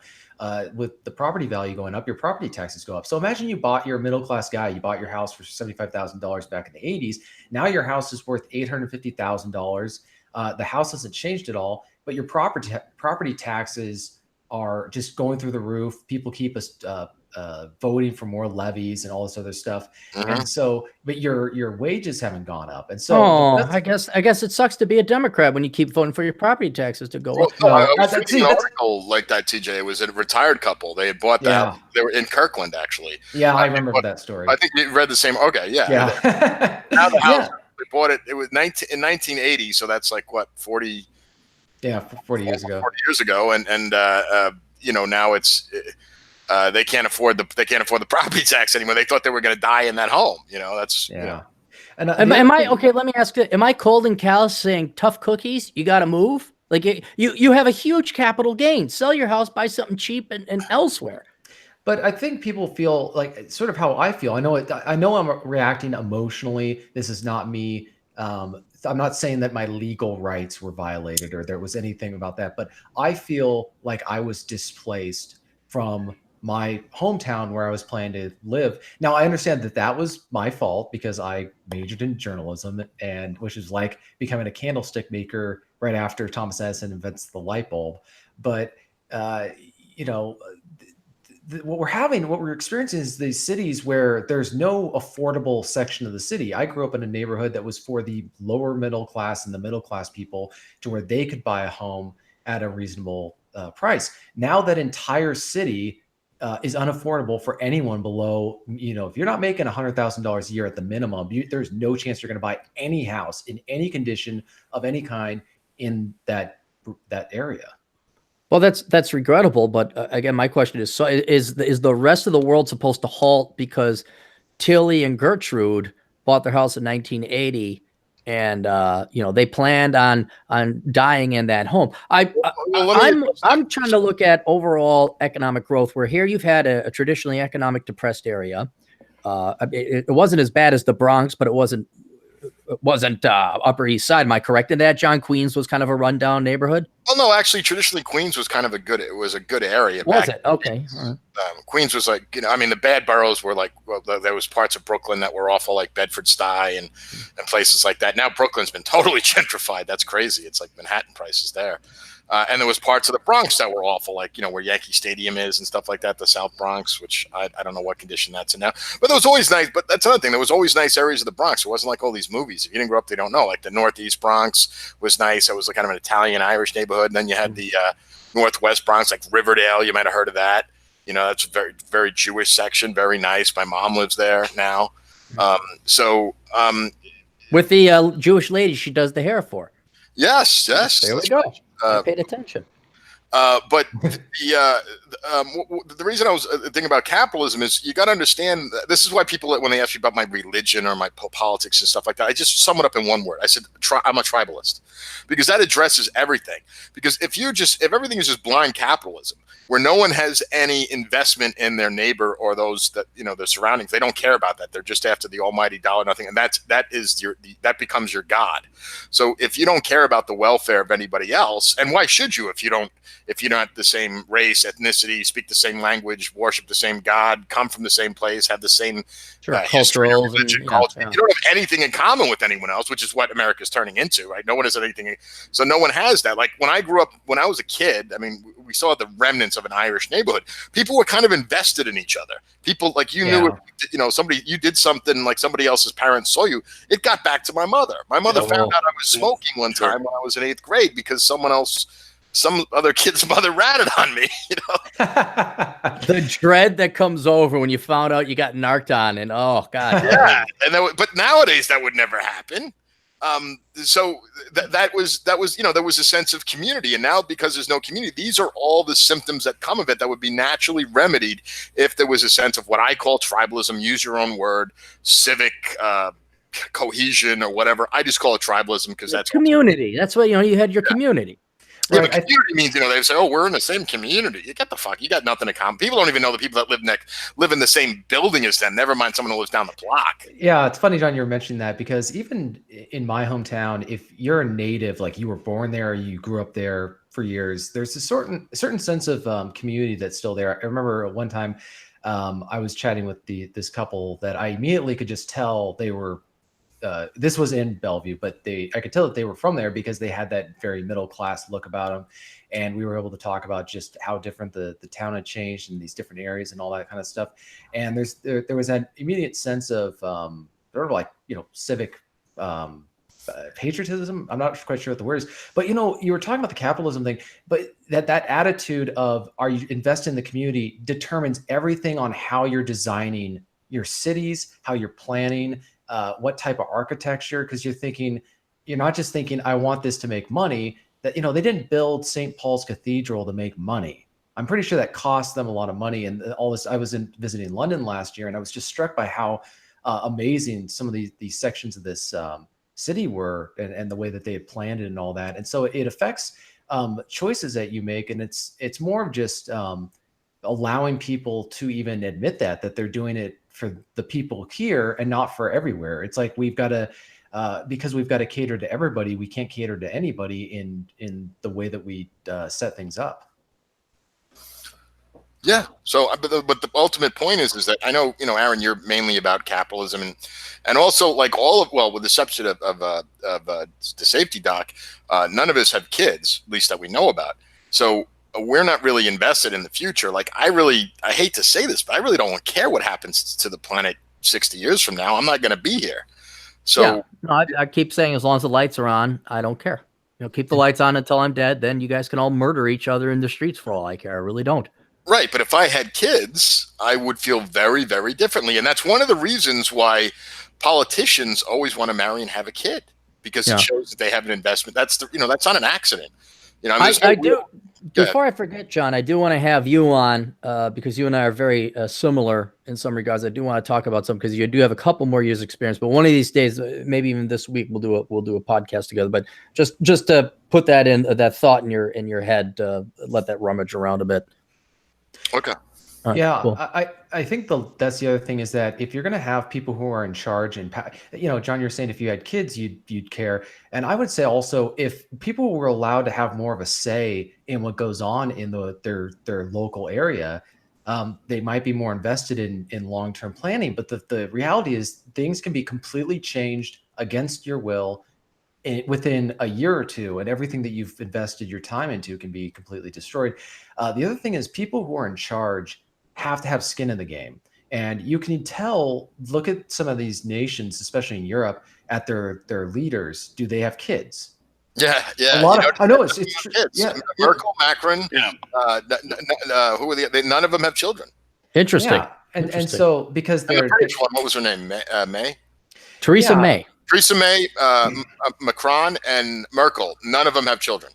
Wow. Yeah, and then this is a theory. It's kind of a sidetrack, but I've always wondered if Donald Trump Jr. was the guy who got his dad to run for president, because I've always wondered what inspired him to do that. Because that dude has 5 kids, and in today's society, having 5 kids is a political statement, whether it's intentional or not. But I think that is partly what I think he was the one who was really pushing for that to happen, because that's just the thought of and he has grandkids too. How many grandkids? Yeah, he's got grandkids. But yeah, wait, is Donald Trump a great grandfather already? No. His son Donald Trump Jr. has 5 kids, which is really unusual. His daughter has 2. Yeah, and so I think that if you're going to have leaders, whoever's in charge of your society has to have skin in the game. I mean, that was the whole point of the Starship Troopers novel, was that If you want to, in the Roman times, you had the patricians. These were people who were descended from the original founding fathers of the city of Rome. And you had the plebs. Yeah, and you had all this. But the point is that these people were thinking long term. Whereas when you don't have kids and you don't have any of this stuff going on and you aren't invested, every decision you make, like what we see with the city planning and architecture, is that it's short term based. It is, I just want to grab the money that I need right now, and I'm not concerned about whether this is sustainable in the long run. So you're saying you guys don't know if beloved Supreme Uber Commandant Clary as Lord Supreme Forever Life Leader of the United States would be a good idea. I mean, I'm thinking about it. I'm all for it, buddy. As long as God, no, it would be. I think Chris Beckloff put it best. Where, what was it?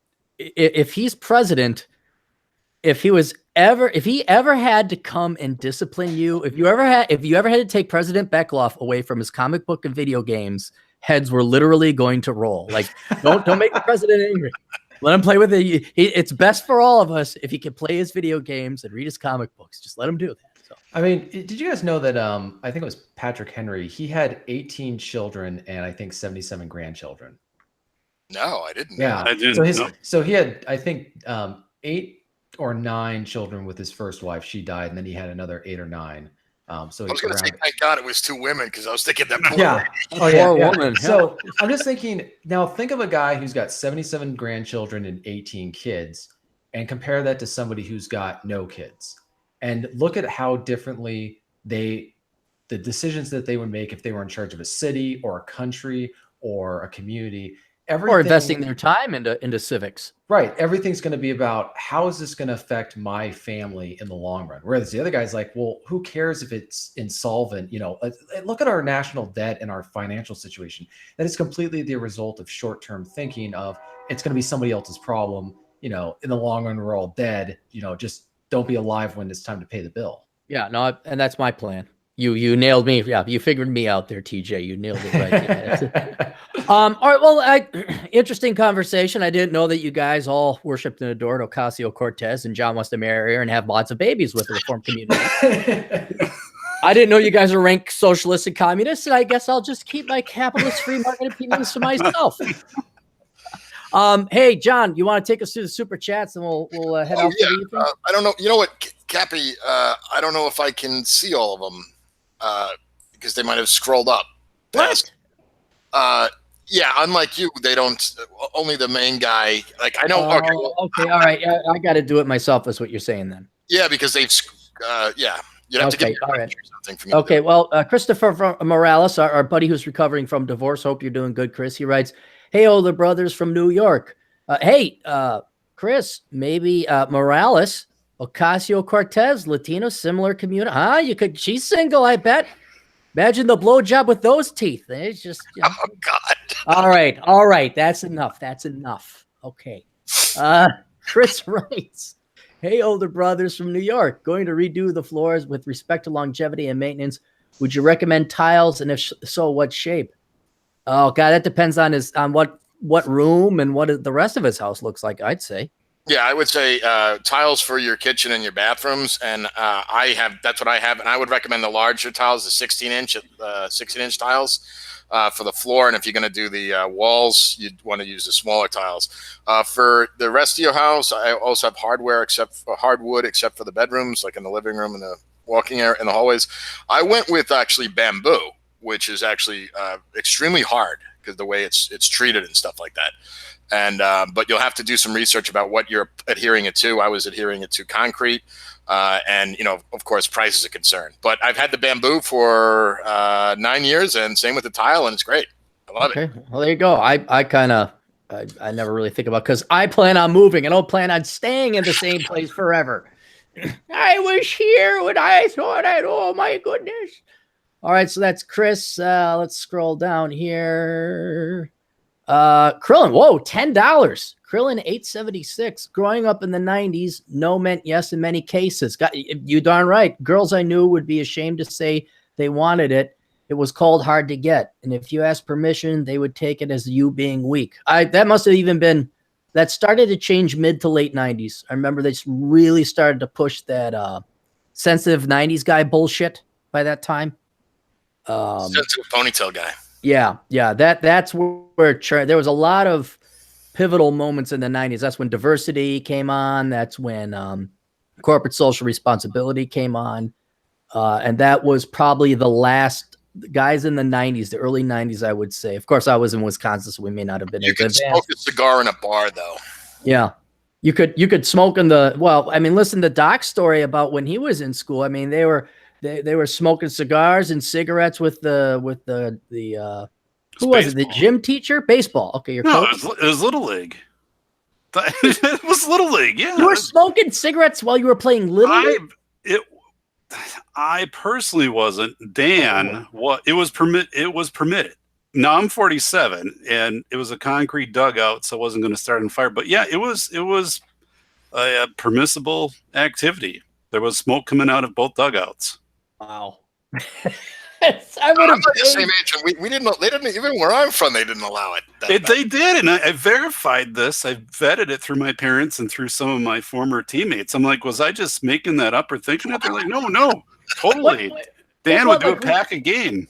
Seventh grade? I mean, what specific age? Yeah. Oh, geez. Maybe sixth, seventh. Oh my gosh! Like 11 and 12-year-olds smoking heaters. No, the managers, not the kids. No, the kids. The kids. The manager too. The manager. He was like the first Rocky trainer. You know, the old guy training Rocky. Meredith Burgess. Yeah. That's exactly what he looked like, and he owned a bar. And so he'd come down with candy bars, full-size Snickers bars, and smokes. And I'm not making this up. It is awesome. It's vetted, and not everybody did it, you know, but definitely a couple did, and Dan literally, I mean, would fog the dugout. The guy was just crazy smoking, and I think he'd be in the on deck circle with a cigarette in his mouth. I'm picturing this little, 11 or 12-year-old kid. He was like this gravelly voice. Yeah, let me tell you, boy, that spelling test was a killer. I couldn't spell vacuum. Forgot it had 2 U's. And I tell this story, and my kids are like, "That's insane," and I'm like, "Yeah, it is." But there was also there was something pretty damn unique about that, and tribalism and all of that. Yeah, I mean, looking back, I don't know how it was permitted or anything like that, but yeah, that was the way that it was. My mother would have a heart attack. Bad as I thought it was. Thank God I got to be a kid in the 80s, because these millennial kids, I mean, this crap that they're dealing with now, my God, you can't do a stupid Nazi salute and get off with it. Man, they would have murdered it. Maybe that's what's going to happen. When me and John and Doc all run for public office in 10 years, they're going to go back and say, were you smoking in the 7th grade? You have to be burned at the stake. You can't become senator. Oh. All right.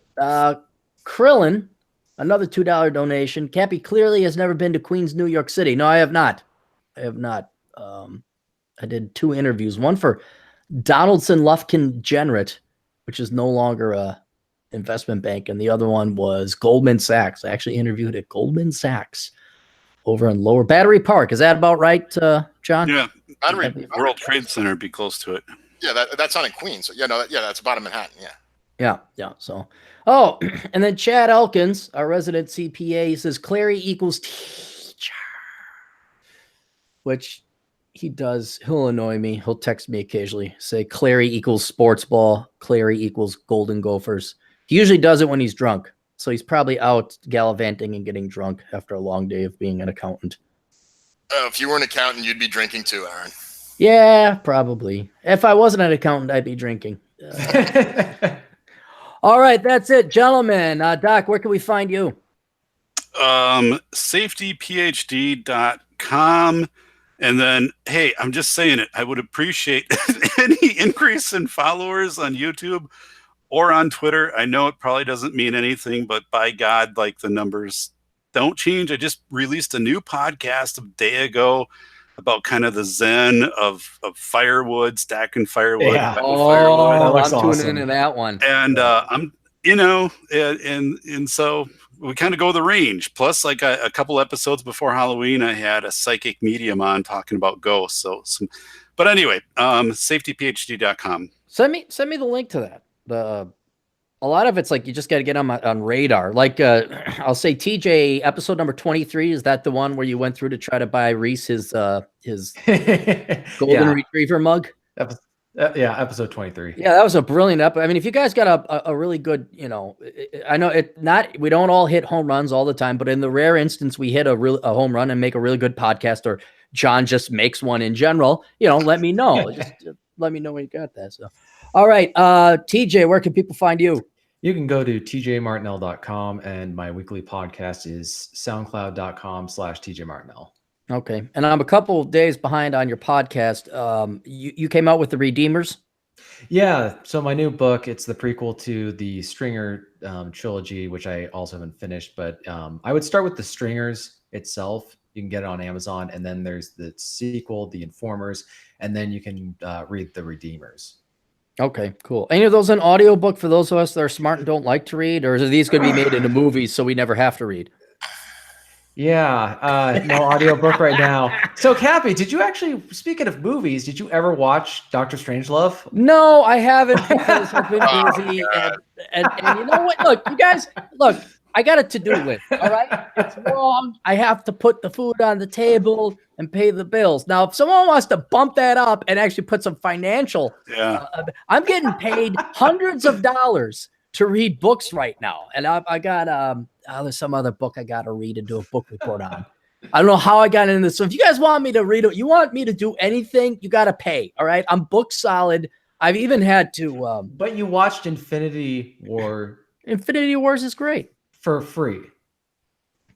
You watched that movie, but you will not watch Doctor Strangelove. Please. I wanted to watch Infinity Wars. You get a C+. Wow. Well, it's a better score than what Doc got today. So that's no, all right. Look, if I get around to it, I will. But I've had to. I know you guys all think it's the Aaron Clary show here. Once I hang up, I go and jerk off to porn and go to a circus or something. But no, I got it's a lot of work that even recently I've had to start forcing myself to play an hour of video games a day to unplug and relax. And I don't know. It's kind of like when your mom says, you really ought to do this. The last thing you want to do is do that. And it's not I'm questioning you guys' judgment. I mean, heck, all my audience was like, we haven't seen it. Like, I almost want to start a Patreon account or some sort of fundraiser that if I can get people to donate up to $150, you'll watch the movie. Okay, you get 100. You don't even have to set it up. I got Patreon. I got the super chats. I got whatever. You can contact me at Asshole Consult. If somebody wants to throw in the money to get me off my ass to watch it, you know who that's gonna piss off though. You know what's? Oh God, it would almost be worth the money just to do it. The great one himself. I knew you were gonna say that. If you guys ever want to listen to something that's out there, and I won't lie to you, it's very angry, but that's kind of why I like it. Cynical Libertarian Society, sinlibsoc.com. Just listen to his podcast. He's kind of like Art Bell, but angrier and really more angry, which is good. Yeah.